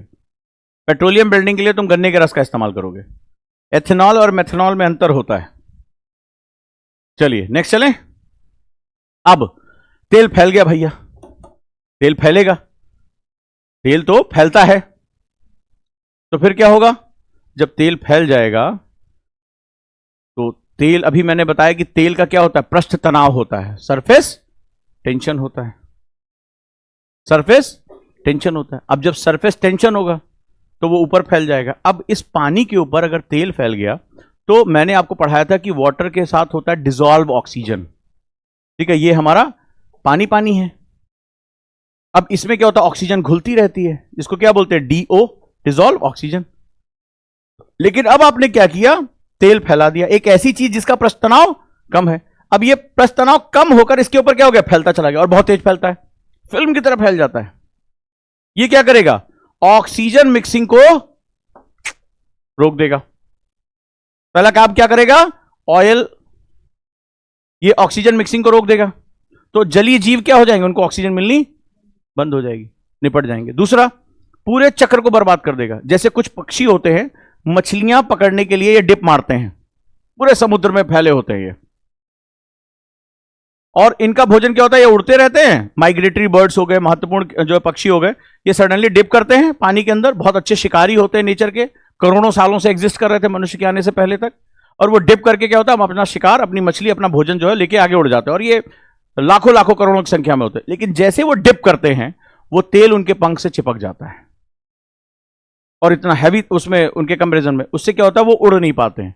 अच्छा, वो माइग्रेटरी बर्ड्स हैं, हजारों किलोमीटर पृथ्वी के चुंबकीय क्षेत्र के हिसाब से उड़ते हैं, हमारे यहां देश में आते हैं, सोचो कहां, साइबेरिया से पक्षी आते हैं, कितनी कितनी दूर से, without GPS, without Google map, और हमारे लिए आज भी रहस्य हैं। और वो जब तेल चिपक जाता है तो वो क्या होता है, वो उड़ नहीं पाते और शिकार नहीं कर पाते और मर जाते हैं। और ये बड़ी संख्या में मर रहे हैं, बड़ी संख्या में, और मोस्टली उसमें एंडेंजर्ड हो चुके हैं। तो ये ऑयल स्पिल का खेल है। तो हो गया भाई, तो क्या करें? तो ऑयल स्पिल क्या है? Accidental release of crude oil into the environment, primary ocean and coastal water. तो ऑयल स्पिल यानी कि तेल के फैलने का क्या तात्पर्य है? तेल के फैलने का तात्पर्य है कि तेल समुद्र के अंदर या तटीय क्षेत्रों में अचानक से कच्चे तेल का, क्रूड ऑयल का फैल जाना क्या कहलाएगा? ऑयल स्पिल कहलाएगा। जैसे टैंकर एक्सीडेंट, टैंकर आपस में टकरा गए और क्या हुआ? सारा तेल फैल गया। ठीक है। जैसे ऑफशोर ड्रिलिंग, कि ड्रिल कर रहे थे, मशीन टूट गई, कई जगह हुआ है। जैसे ब्रिटिश पेट्रोलियम के क्षेत्र में, मैक्सिको, गल्फ ऑफ मैक्सिको में जो तबाही हुई है ना, उस ब्रिटिश पेट्रोलियम ने उस खबर को दबाने के लिए अरबों खरबों रुपए खर्च कर डाले। इतनी भयानक तबाही हुई है वहां पे, इतना ज्यादा ऑयल स्पिल हुआ है, बहुत बड़ा ऑयल स्पिल है गल्फ ऑफ मैक्सिको में। और पाइपलाइन लीक्स, जो तेल जा रहा है लीक कर गया। तो इन सबसे क्या होगा? वाटर बॉडीज के साथ वो जाकर मिल गया। तो अब मिल गया तो अब कैसे करोगे? जैसे मान लो तुम्हारे घर में, मान लो ये मेरे फर्श पे पानी गिर गया, अब क्या करेंगे? घर में मान लो पानी गिर गया, दूध गिर गया, चाय गिर गई, क्या करेंगे? हैं? हाँ, अरे जो करेंगे नेचुरल बता करो। हाँ साहब, कहां गिरा है? ठीक है, तो आप पोछा लेकर और अपने पोछा मार के खत्म किया, क्योंकि पानी, ये कपड़ा क्या है, उस पानी को सोख लेगा। ये पानी जो है सोख लेगा, क्योंकि इसमें क्या होगा? केशिकात तो है, कैपिलरी है, ये सब याद रखना। तो उसने पानी को सोख लिया, आप गए निचोड़ दिया, साफ हो गया थोड़ी देर में। ऐसे घर में करते हैं, सालों से करते चले आए। ये बताओ भैया, हम किसको उतारे पानी को पोछा मारने के लिए? राधिका जाओगी पानी में उतर के? हाँ उजाला, आज देखते तुम्हें कितना पता है और आज हम कितना बता के चले जाते हैं। तो क्या होगा? पोछा कौन मारेगा उस पे, पानी पे? लेकिन वो है, और वो हजारों साल तक जो है पूरा मरीन लाइफ को बर्बाद कर देगा। अंदर की लाइफ बर्बाद, ऊपर की लाइफ बर्बाद, पूरा इकोसिस्टम बर्बाद। अब क्या करेंगे? तो चलो अब हम इसको निपटने का तरीका ढूंढते हैं। ऑयल स्लिक, पहले समझें ऑयल स्लिक क्या होता है। A thin layer of oil floating on the surface of the water after a spill। जब स्पिल का मतलब हो गया किसी एक्सीडेंट से ढेर सारा तेल फैल गया, तो इसके बाद ऑयल स्पिल में एक इस्तेमाल होता है ऑयल स्लिक। एग्जाम में पूछ सकता है ऑयल स्लिक क्या होता है, हिंदी में दिया हुआ है। ठीक है, ऑयल स्लिक क्या हुआ? तो जो अभी मैंने बताया ना, सरफेस टेंशन क्या होता है? कम होता है, तो पतली परत पानी के साथ फैलती चली जाती है। एक जगह तेल गिरे, वो थोड़े समय में वो पता नहीं कितने किलोमीटर तक फैल जाएगी। इसीलिए बहुत डेंजरस है, मतलब तुम्हारी सोच से भी परे वो फैल जाएगी। राइट? क्यों? क्योंकि उसका सरफेस टेंशन कम है, पानी की धाराएं बह रही है और उसके साथ वो फैलती चली जाएगी, फिल्म बनाती चलेगी, पूरा उसको जैसे कवर कर देगी, लैमिनेट कर देगी उसको। तो इसको बोलते हैं ऑयल स्लिक। बहुत खतरनाक कंडीशन होती है। ठीक है, तो पानी पे आ गया, इंपैक्ट क्या करेगी? ब्लॉक सनलाइट, सूरज की रोशनी अंदर पहुंचेगी नहीं। वैसे भी 800 फैदम के बाद सूरज पहुंचता नहीं। कितने तक पानी में सनलाइट पहुंचती है? एग्जाम में क्वेश्चन आया था, मीटर। ऑप्शन में मीटर नहीं था, ऑप्शन में मीटर नहीं था। 25 वाले कौन कौन है, जरा मुंह दिखाएं। मुंह पे डंडा देंगे उनके कायदे भर का। हाथ पे दिखा नहीं रहे मम्मी पापा को, कौन कौन है 25 वाले? हाँ जी, एनसीईआरटी में ही दिया हुआ है, 11वीं क्लास पहला चैप्टर कॉन्टिनेंटल शेल्फ। तुम लोग नहीं है, तुम भी 25 वाले हो। तुम्हें तो रख के ना पहले 15 मिनट पीछे क्लास में काहे नहीं आ रहा है। और हाँ तुम बताओ, बोलो बोलो बोलो। पानी की हाथ पहले आगे करे, जिसे लग रहा प्राइज मिल रहा है, लड्डू दे रहे हैं हम, हैं इसलिए धीरे धीरे मार रहे हैं। क्लास पहले रेगुलर आओ सारे के सारे। पानी की गहराई को फैदम क्या बोलते हैं? फैदम। 800 फैदम सनलाइट जहां पर प्रवेश करती है, that is known as 800 fathom बकलूल। और जहां सनलाइट नहीं पहुंचेगी उसको क्या बोलेंगे?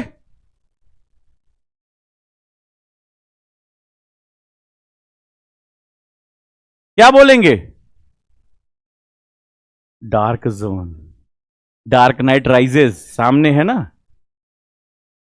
क्या बोलेंगे? Deep sea. उसको डीप सी बोलेंगे। समुद्र में केवल दो होता है, सनलाइट, सनलाइट के बाद नहीं तो डीप सी।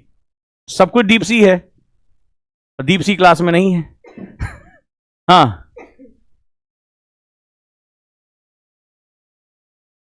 समुद्र की तली कितने भागों में गहराई के हिसाब से बटी हुई है?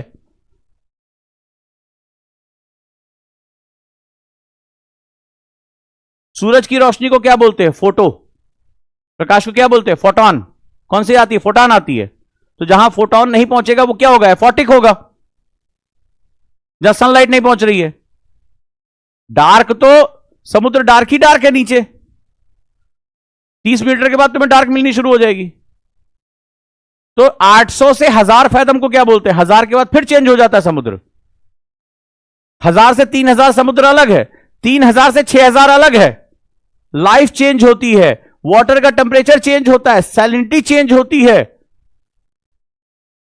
चलो, सनलाइट को ब्लॉक करेगा, सफोकेट मरीन लाइफ, समझा दिया। जो समुद्री जीवन है वो सफोकेट कर जाएगा।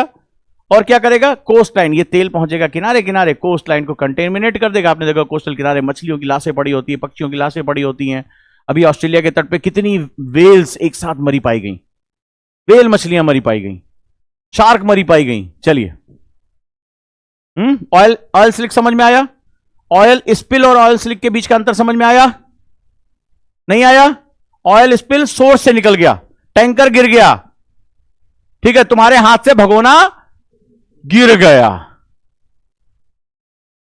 दूध का भगोना गिर गया, गिर के जमीन पे फैल गया। लेकिन कुछ दूध जो है वो टीवी पे और सोफे पे भी फैल गया, जिसको अभी 2 दिन पहले मम्मी ने कवर चेंज कराया था। और जिसको साफ करना बहुत मुश्किल, और जो 2 दिन पहले टीवी पापा खरीद के लेकर आए थे उसके ऊपर फैल गया, तो उसको क्या बोलेंगे? Oil slick. जिसको साफ करना बहुत मुश्किल है, पतली परत के रूप में फैल गया। ठीक है, स्लिप में सरफेस टेंशन का केस होता है। तो वो क्या हुआ? पतली परत फैल गई।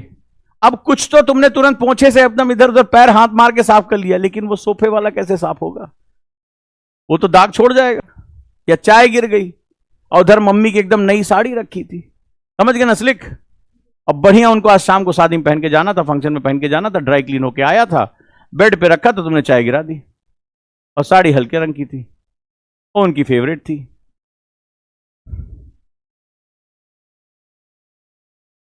तो ये क्या है? स्पिल वो था जो भगोना चाय नीचे गिरी थी, और ये क्या है? स्लिक मतलब अब ये गड़बड़ कर गई है, यानी इन्वायरमेंटल डिजास्टर क्रिएट कर दिया इसने। तो भैया अब क्या करना पड़ेगा? पहले तो तत्काल तुम पहले नीचे पोछा मारते हो ना, पहले तो सामने जो दिख रहा है उसको साफ करें। फिर अब क्या करें? तुरंत यूट्यूब खोलते हो, साड़ी चाय के दाग कैसे हटाए, पहले तुरंत पानी के सामने उसको डाल देते हो थोड़ा थोड़ा, लेकिन मम्मी को पता चल सकता है तो तमाम रेमेडीज यूज करते हो, कोई पाउडर लगाता है उसके ऊपर, है कि नहीं है? So these are known as remediations. यहां पे भी वही होगा, फैल गया तो क्या करें? चलो भाई, तो अब हम बात करते हैं फैल गया तो oil spill response techniques, science पढ़ लेते हैं। तो पहली चीज है बूम्स। क्या होते हैं? Floating barriers that contain prevent the spread of oil spill. तो जैसे क्या होता है, जब गिर के तुम लोग देखो, तुम भी यही करते हो, तो वो चाय बहने लगती है और अंदर कुछ और सामान रखा है, कोई ऐसा भीगने वाला, तो सबसे पहले तो तुम क्या करते हो? कपड़ा फेंकते हो, आगे नहीं बढ़ना क्योंकि लिक्विड बहेगा। किया कि नहीं किया है? तुरंत कपड़ा फेंक के मारा उसके ऊपर, या टांग से ऐसे रख दिया, बहना नहीं रे, इधर मत जाना, आगे दूर तक मत जाना, दिक्कत हो जाएगी। किया कि नहीं किया है? मान लो 2-4 कपड़े और रखे, वो भी खराब हो सकते, तुरंत आप सबसे पहले ये काम करते हो। तो साइंस में भी यही करते हैं। क्या मारा? बूम। ठीक है, बूम मारा। Floating barriers that contain and prevent the spread of oil spill. तो जहां उसकी बाउंड्री इसके पार ना जा पाए, तो वो बाउंड्री जल्दी जल्दी बना देते हैं और वो उसको सोखना शुरू कर देता है। ठीक है, कई बार क्या होता है, इसमें एक्सप्लोसिव डाल देते हैं, तो एक्सप्लोसिव क्या करेगा? तेल उसमें जल जाएगा और क्या करेगा? ऑक्सीजन को खत्म कर लेगा। तो जब वो बर्न हो जाएगा तो उसके ऊपर से वो दूर तक नहीं फैल पाएगा। कहीं अगर ज्यादा है तो तत्काल उसको आग लगा दो, या कुछ ऐसे बैरियर बना दो कि वो क्या करे? उसको सोखना शुरू कर दे। जैसे आप कपड़ा फेंकते हो तो बूम पहला तक, लेकिन ये पानी में बहुत ज्यादा कामयाब नहीं हो पाता है। दूसरा स्किमर्स, दूसरी टेक्निक को क्या कहते हैं? स्किमर्स। अब ये mechanical device that remove oil from the water surface. तो ये मैकेनिकल डिवाइस होती है जहां पे बहुत बड़े पैमाने पे लगातार स्पिल हो रही है, तो ये क्या होता है? ये उस ऑयल को खींचते हैं, पानी के सरफेस से उसको खींच के एक जगह इकट्ठा करते रहते हैं, जहां से नीचे से कुछ सोर्स आ रहा है या सडनली कोई बहुत बड़ा लीकेज हो गया है, तो ये सोर्स के पास काम करते हैं मैकेनिकल डिवाइस, इसको बोलते हैं स्किमर्स। अगला होता है डिस्पर्सेंट। अब डिस्पर्सेंट क्या होते हैं? जैसे आप क्या होता है, कोई दाग पड़ गया तो आप तुरंत क्या ले आते हैं?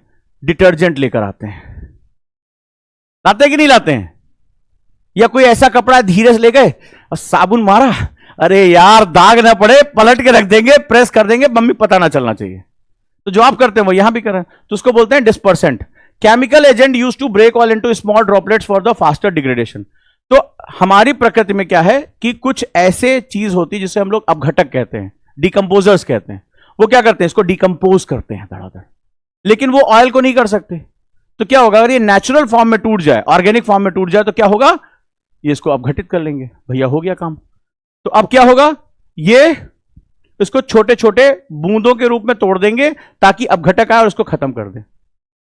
एक टेक्नोलॉजी इसी में ऑयल जैपर, 2011 आईएएस प्रीलिम्स का क्वेश्चन है, ऑयल जैपर।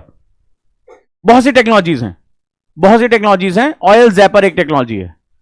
तो ये वाटर को क्या करेगी, उसको ऑर्गेनिक कंपाउंड में तोड़ देगी और वहां से क्या होगा, वो ऑयल धीरे धीरे नेचुरली डिकम्पोज हो जाएगा। जैसे कोई लाश पड़ी हो, कोई बॉडी पड़ी हो, तो क्या होता है, धीरे धीरे डिकम्पोज हो जाती है, वैसे ये भी डिकम्पोज हो जाएगा।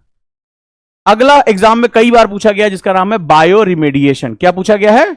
Bio remediation. Use of microorganism to break down oil naturally.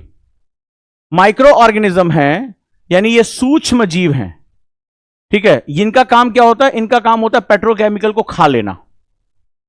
तो हम क्या होता है, हम कुछ भी खा जाएं, सिंपल से इसका समझो, माइक्रो ऑर्गेनिज्म सूक्ष्म जीवों का प्रयोग किया जाता है। तो हम कुछ भी खा गए और खा के क्या हुआ, चले गए, ठीक है, डाइजेस्ट कर लिया, फिर उसके बाद क्या होता है, धीरे धीरे वो खाद में कन्वर्ट हो जाता है। जानवर भी यही काम करते हैं, समझ तो रही होगे, सेम यही काम माइक्रो ऑर्गेनिज्म करेंगे। वो क्या होगा, ये पेट्रोकेमिकल या पेट्रोलियम को खा जाएंगे और खाकर क्या करेंगे, पॉटी, ठीक है, और वो किस में कन्वर्ट हो जाएगा, ऑर्गेनिक में। अरे छीछी ना करो, ठीक है, ये जरूरी है, ठीक है। तो ये किस में कन्वर्ट हो जाएगा, ऑर्गेनिक कंपाउंड में।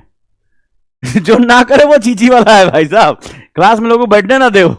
चलिए, तो दिस इज नोन एज, इसका समझ में आया, ये खा के उसको किस में कन्वर्ट कर देते हैं, इसको ऑर्गेनिक फॉर्म में कन्वर्ट कर देते हैं, उसको खा जाते हैं, ब्रेक डाउन कर देते हैं।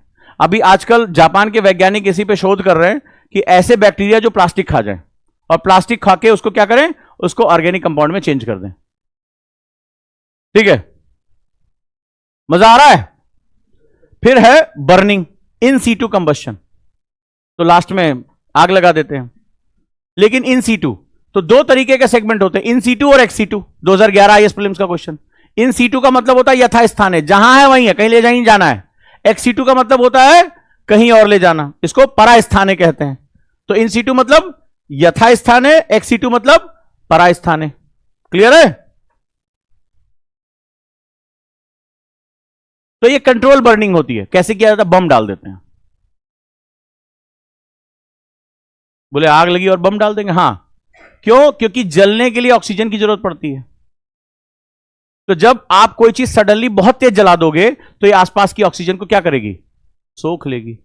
बिना ऑक्सीजन के कोई चीज नहीं जल सकती है। It is always necessary to have oxygen for burning. So if you suck the oxygen और यू डिप्लीट द ऑक्सीजन, आग अपने आप बुझ जाएगी। तो this is known as control burning, कि थोड़े समय के लिए एक्सेसिव वहां एक्सप्लोसिव डाल देंगे, बॉम्ब डाल देंगे और सडनली वो सारी ऑक्सीजन क्या कर जाएगी, खींच लेगी, उसको कंट्रोल कर लेंगे। चलिए नेक्स्ट। लेकिन नतीजा क्या होता है, टॉक्सिक गैसेस में निकलती है। तो ये बहुत ज्यादा यूज नहीं किया जाता, जहां बहुत बड़ी आग वाग लगी वहीं इस्तेमाल किया जाता है इसको। अब आते हैं कुछ और पढ़ते हैं। थक गए, छोड़ दें। मारपोल नाम सुना है? तेल का खेल है तो मारपोल का नाम आएगा। अब लिखो मारपोल कन्वेंशन, मारपोल संधि। ऐसी ऐसी चीजें बताऊंगा कि मजा आ जाएगा।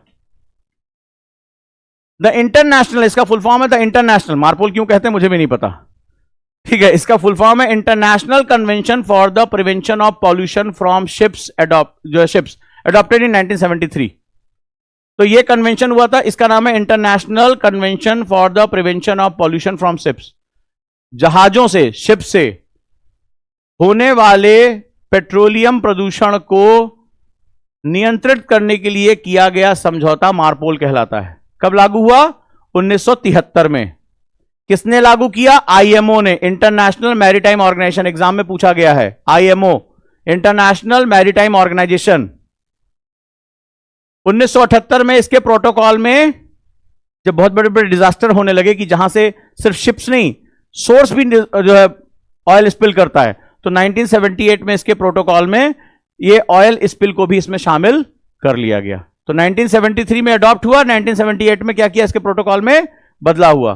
किससे संबंधित है मार्पोल? ये ऑयल स्पिल या जहाजों से जो होने वाला प्रदूषण है उसको नियंत्रित करने के लिए एक अंतरराष्ट्रीय कन्वेंशन है। भारत है कि नहीं इसमें? भाई यूपीएससी का क्वेश्चन है, भारत का तो स्थिति पूछेंगे। भारत है कि नहीं है? या अंतरराष्ट्रीय भारत अभी इसका मेंबर नहीं बना है? पूछ रहे, बता रहे, पहले कंफर्म करके पूछो। होगा मतलब क्या होगा? हैं? भारत इसका मेंबर है कि नहीं है? कई लोग चैट जीपीटी से पूछ रहे हैं। ये एग्जाम ले जाने दे रहे हैं कि नहीं? फोन और गूगल चैट जीपीटी। हो सकता है तुम तक कोई खबर आई हो, हमें तो ये पता नहीं ले जाने दे रहे हैं। शायद अभी ओपन बुक एग्जाम शुरू नहीं हुआ है ना? क्या कहते हो? कोविड में यूपीएससी ने ले जाने दिया था। हाँ, कील पे बिठा के एग्जाम दिलाएंगे।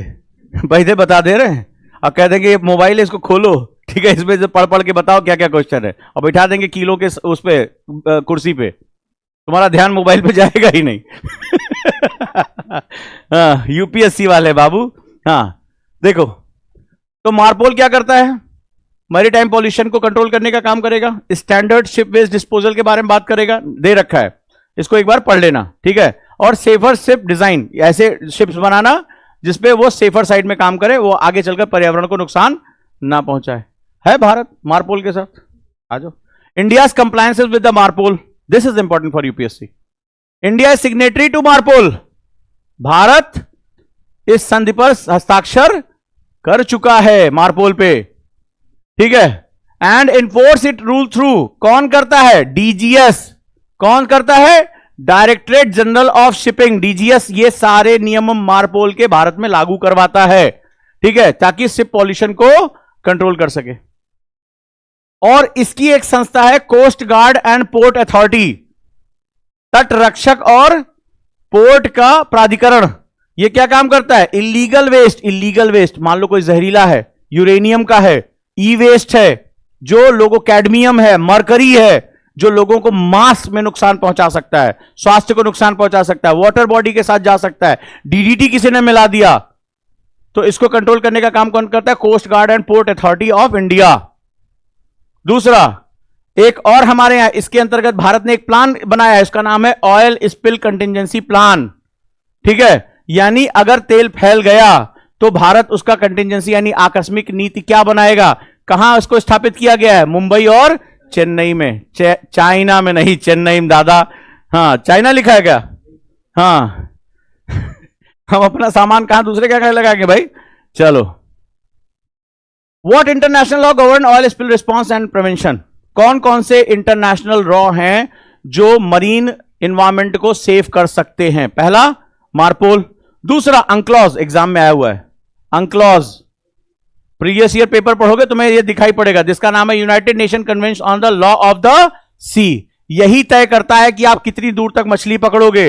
अंक्लॉज तय करता है आपका ईईजेड यानी एक्सक्लूसिव इकोनॉमिक जोन कहां तक है, आपका अधिकार क्षेत्र कहां तक है, आप रिसोर्सेस को कहां तक इस्तेमाल कर सकते हैं। साथ ही साथ उस समुद्री क्षेत्र को प्रिवेंट करने का भी काम कौन करता है? अंक्लॉज करता है। और तीसरी बॉडी है, उसका नाम है ऑयल पॉल्यूशन एक्ट यूएस 1990।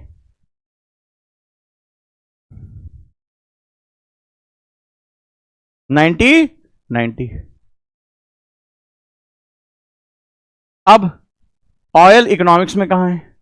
आज के लिए इतना कर दे, छोड़ दें, कई लोग के चेहरे सूख गए। अभी इसमें बहुत मैंने रिसर्च किया है। इकोनॉमिक्स में ऑयल से रिलेटेड कौन कौन से वर्ड यूज किए जाते हैं? अभी जैसे अभी बहुत चर्चा हुई थी ना जब डोनाल्ड ट्रंप आया, तो पेट्रो डॉलर्स, तो वर्ड में पेट्रो डॉलर, क्या होता है petro dollar? High demand currencies क्या होती हैं? तो इकोनॉमिक्स में कहां है? फिर इस सबसे बचने का तरीका क्या होगा? हाइड्रोजन फ्यूल क्या होता है? कितने तरह का होता है? कहां कहां इस्तेमाल किया जा सकता है? भारत की क्या स्थिति है? क्या क्लाइमेट चेंज पे इसका प्रभाव होगा? जितने पॉसिबल डायमेंशन हैं सब यहीं पे, इससे रिलेटेड जितनी पॉसिबल चीजें हो सकती हैं वो सब तुम्हारे सामने रख दी। क्लियर? पसीने से तो मैं भीग गया। अब बताओ कैसी लगी रिसर्च? अब क्या सुधार चाहिए? कम से कम ये तो बता दो कैसी लगी क्लास। जिंदा हो मर गए, ठीक है, तो कम से कम इतना तो कर दें। रात 3:30 बजे तक ये काम चला। किस हद तक रिसर्च गई है? अभी तो तुम आगे जाओगे तो इसमें तुम्हें रिसर्च दिखती चली जाएगी। इकोनॉमिक्स से रिलेटेड, इंटरनेशनल पॉलिटिक्स से रिलेटेड जो भी शब्द इस्तेमाल किए गए हैं, जो वॉर्स हुई हैं अभी तक जो है तेल को लेकर, सब कुछ शामिल है इसमें। जो क्लाइमेट चेंज पे इसका इफेक्ट है, जो नई टेक्नोलॉजी आ रही है, इसको भाई कैसे हम रिप्लेस करेंगे। जिस बार क्वेश्चन आया था 2024 में हाइड्रोजन फ्यूल का, तो वो क्या होता है हाइड्रोजन फ्यूल, कितने तरह का होता है, ये सब कुछ इसमें शामिल कर दिया है। तो अब बताओ अगर हम इस तरीके से तैयारी करें कुछ बचेगा? और इसमें से ईमानदारी से बताओ कितने शब्द तुम्हें पहली बार सुने तुमने? मतलब एक नॉर्थ ब्रेंट क्रूड ऑयल छोड़ दोगे, तुम्हें इतने तरह का स्वीट क्रूड ऑयल छोड़ दोगे, तुम्हें ये भी नहीं पता इतने तरह के क्रूड ऑयल होते हैं। हाइड्रोकार्बन भी इतने तरह के होते हैं, उनके ये नाम हैं, ये कन्वेंशंस हैं हमारे। बहुत कम लोगों को इतनी जो है वो चीजें पता होती, पता चलती हैं प्रीलिम्स के पेपर में। उस दिन पूछते हैं कि ये यार कहां से पूछ लिया, ये कौन था? ये तो हमारी बुक में था ही नहीं, हमारे टीचर ने कभी लिखाया ही नहीं। बताओ, क्वेश्चन पूछो।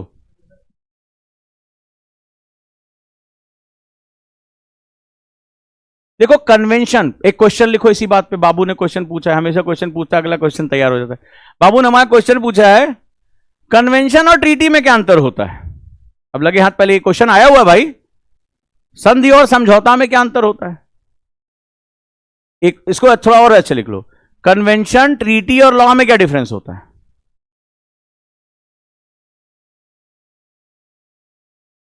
भाई प्रीलिम्स का क्वेश्चन है ये। एक कानून है, एक कन्वेंशन है और एक ट्रीटी है। तीन नाम कहां हैं? तो ये तीनों क्या होते हैं और ये तीनों कैसे इस्तेमाल किए जाते हैं?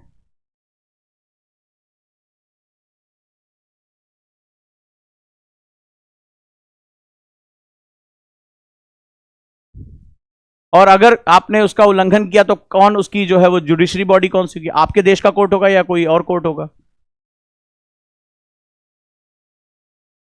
कौन होता है उसकी एपेक्स बॉडी का? उसका तो हेड होगा ना केवल। तो वो कोर्ट कहां है? क्या आईसीजे में डायरेक्टली रिफर हो जाएगा? आईसीजे किसकी संस्था है? और अगर कोई ऐसी बॉडी जो यूएन का पार्ट ना हो, फिर कहां जाओगे? फिर कहां जाओगे? आर्बिट्रेशन कैसे होगा? तो ये जब तुम तीनों वर्ड ध्यान से रखोगे, लॉ, कन्वेंशन और ट्रीटी में क्या अंतर होता है, अपने आप समझ जाओगे। समझाऊंगा मैं, टेंशन ना लो, अभी आगे है। तो अब ये बताओ, अगर ऐसे पढ़ने की आदत डाल ली जाए तो हम कहां पहुंचेंगे? कुछ लोग बोल ही नहीं पा रहे हैं, इतना थक गए। बोल मैं रहा था, तुम तो खाली अपने कानों से सुन रहे थे। वो तो कभी भी तुम्हारा बंद हो जाता है। उसके लिए कोई ढक्कन थोड़े बंद होता है, वो तो बस तुम्हारा ध्यान इधर उधर का, कान अपने आप बंद। तो भाई अब क्या करेंगे? हवन करेंगे। ठीक है, मैंने इतनी मेहनत की, अब थोड़ी आप करेंगे। क्या करेंगे हम लोग? इस पर टेस्ट देंगे, तब उठ के जाएंगे यहां से। कई लोगों ने कहा सिलेक्शन लेना है सर, तो तुम मुझे समय दो, मैं तुम्हें रैंक देता हूं। खून बाद में मांग लेंगे तुमसे। ठीक है, टेंशन नहीं लेना है। तो कहां जाना है आपको? ओजांग कैंप पे। चलिए शुरू हो जाइए, जोर से सांस लीजिए, बहुत जोर से सांस लीजिए। हां, गहरी गहरी सांस लीजिए और गहरी सांस लीजिए। और अगर मन भर गया तो रोक लीजिए और रोकिए रखिए। आंख जहां खुले वहीं से बात करिएगा फिर हमसे। ठीक है, तो ओजांग ऐप डाउनलोड कर लीजिए। है, अब कहां जाना है भाई? सिलेक्शन वाली क्लास के सेगमेंट में, ओटीपी उसका एक नाम है, ओजांग टेस्ट प्रेप का एक सेगमेंट है। बॉक्स दिखाई पड़ रहा है? कई लोग पहली पहली बार आए हैं, गणमान्य अतिथि हैं, गणतंत्र पे उनको नहीं बुलाया गया तो यहां चले आए, ठीक है, वहां प्रधानमंत्री ने किसी और को बुला लिया।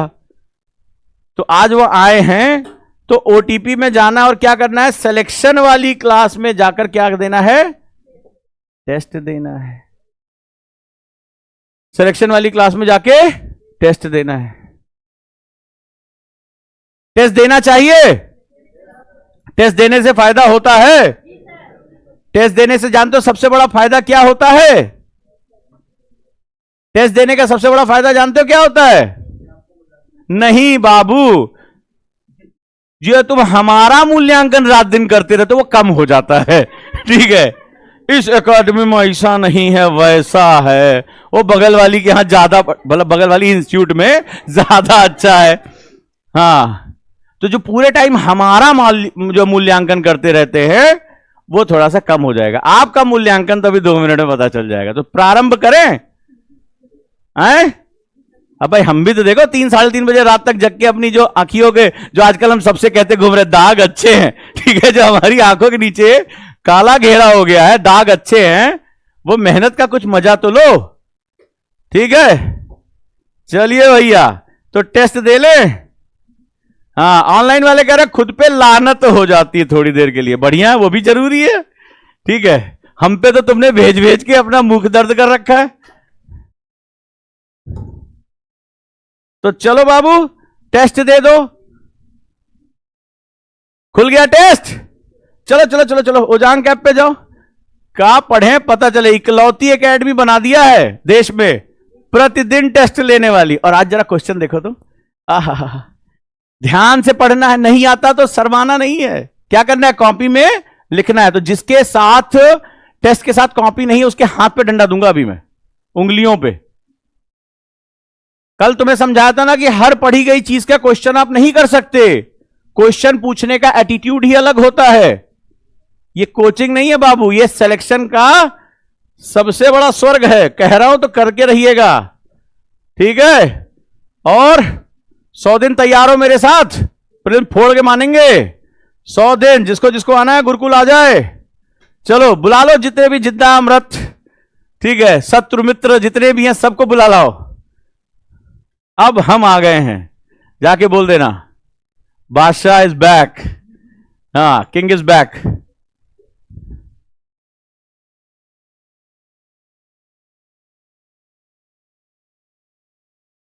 तैयार?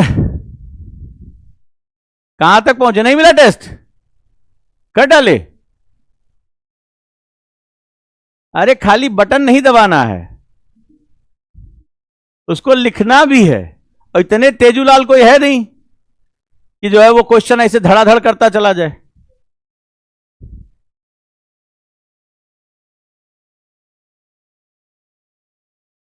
कॉपी में लिखना है, जो भी कॉन्सेप्ट नहीं समझ में आ रहा है उसको कॉपी में लिखना है। आज क्या किया हमने, इतना डीप रिसर्च करने के बावजूद मैंने उसमें क्वेश्चन और निकाले कि नहीं निकाले? ये कॉन्टिन्यूअस प्रोसेस होता है, इसको बोलते हैं स्ट्रिंग फॉर्मूला।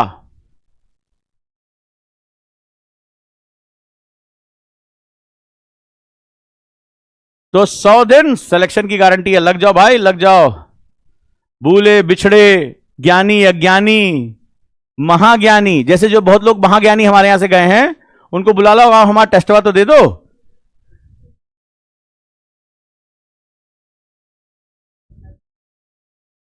अब इतना होता है कि 2-4 दिन बाद 2-4 लोग कहेंगे बहुत टेस्ट होता है भाई, लेकिन अब तो पढ़ा के टेस्ट ले रहे हैं।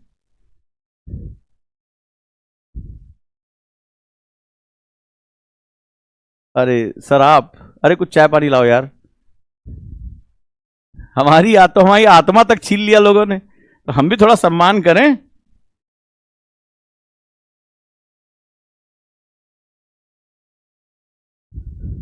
हाँ, पीछे नहीं पढ़ना, पहले टेस्ट देना है। क्वेश्चन कैसा है? हैं, एसपीआर अभी अभी पढ़ाया ना। फिल्म से तुम्हारी निकलवा के हम रहेंगे, और मेंस निकलवा दें। कल कितने लोगों ने यूसीसी का क्वेश्चन ग्रुप में किया था, मैंने जो भेजा था? वही बेचारी।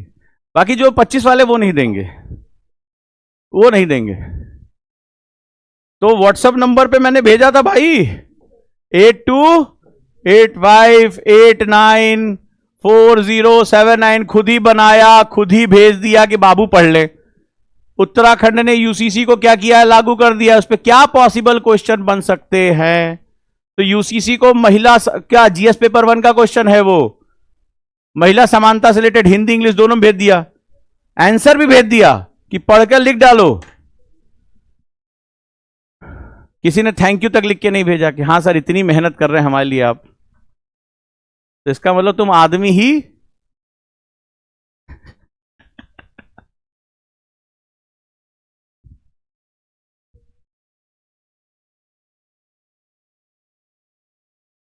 यहां टेस्ट नहीं होता यहां कंटेंट नहीं देते हैं। शेर जब 2 कदम पीछे जाता है तो मत समझना वो डर गया, वो लंबी छलांग लगाने जा रहा है।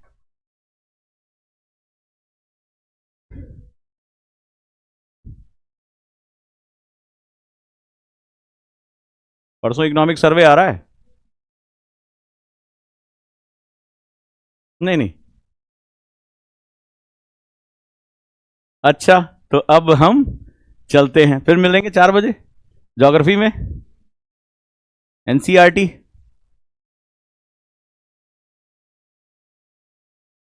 ऑप्शंस कैसे हैं और कठिन कर दूं कल थोड़ा सा? अभी मैं सिर्फ 2 टाइप के क्वेश्चन रख रहा हूं इसमें। अभी स्टेटमेंट वाले क्वेश्चन जानबूझ के नहीं दे रहा हूं, मेरा मन किया आज, लेकिन फिर मुझे लगा कि हाय हाय। अब क्या होगा जब टेस्ट दे लोगे तो अब ये जाके जो पीडीएफ बनाई है ना, जिसके लिए इतना टाइम लगा, उसको इज्जत से पढ़ोगे। और देखो पीछे एक भाई साहब हैं स्ट्रेचिंग कर रहे हैं, उसैन बोल्ट, देखो उनका हो गया कि नहीं हो गया, उनके मार्क्स भिजवा दो घर।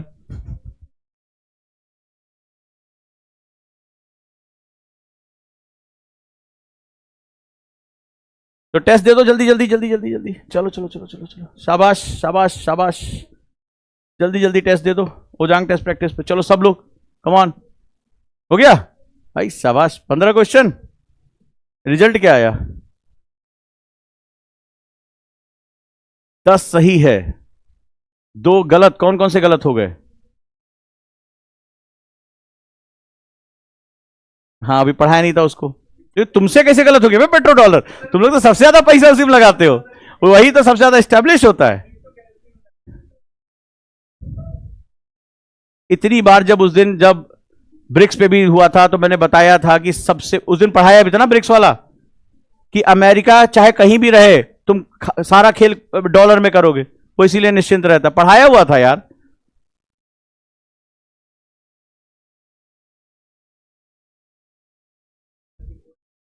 तुम्हें पता 2 नंबर 5 क्वेश्चन गलत हो गए निपट जाओगे।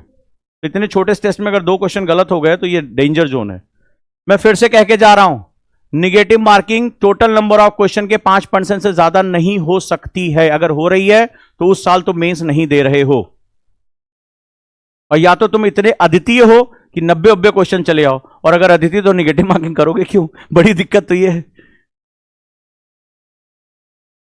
आपको यह ध्यान रखना है कि आप परसेंटेज निकाल लीजिए। तो आपके 10 सही क्वेश्चन में 2 गलत हैं, कितना परसेंट हुआ? 20%। याद रखिएगा इसको। सो बी केयरफुल। अब मुझे लग रहा है पूरी क्लास याद हो गई होगी आज। कितने हैं? 11 सही है। छेपा उपा तो नहीं कहीं से? और 25 वाले और कौन है? चल शकल दिखला जा एक बार, आजा आजा आजा। कोई बात नहीं है, गुड। पापा को कौन भेजेगा? घर में कौन ज्यादा पीटता है? हाँ बस भेज दो भेज दो भेज दो। हाँ जिसको जो पीटते हैं उसको भेजो। रिजल्ट पूरा आ रहा है ना? दिखाओ रिजल्ट, दिखाओ किसका किसका आ गया। दिखाओ, तुम ही दिखाओ। तो रिजल्ट इस फॉर्मेट में आ रहा है भाई। कुछ लोग पहली पहली बार आए हैं, समझ लें क्या दिखा रहा है। आपकी रैंक क्या है, आपका टोटल स्कोर क्या है, 30 मार्क्स का पेपर था, निगेटिव मार्किंग थी और 10 करेक्ट है, 2 इनकरेक्ट है। निगेटिव मार्किंग आपको रिड्यूस करनी है, 3 अनअटेम्प्टेड है, एक्यूरेसी 83% है इनकी, अभी अभी पढ़ा है इन्होंने। एक आध महीना बाद इसमें 0.33 रहेगी, 83 गायब हो जाएगी। चलो इसको बढ़ा के रखना है। तो ये पूरा रिजल्ट आपका आ रहा है और ये बहुत जरूरी है। प्रीवियस रिजल्ट भी है तुम्हारे पास, आगे इंप्रूव कर रहे हो कि नहीं कर रहे हो ये पहले बताओ। मतलब निगेटिव मार्किंग कम हो रही है, मार्क्स तुम्हारे बढ़ रहे हैं, फोकस ज्यादा बढ़ रहा है, यही होता है टेस्ट का पर्पस। ठीक है, इस निगेटिव मार्किंग को कम करो, ये 20% के आसपास जा रही है, नहीं है एक्सेप्टेबल। क्यों हुआ इसका एनालिसिस करो। चलो भाई चलते हैं।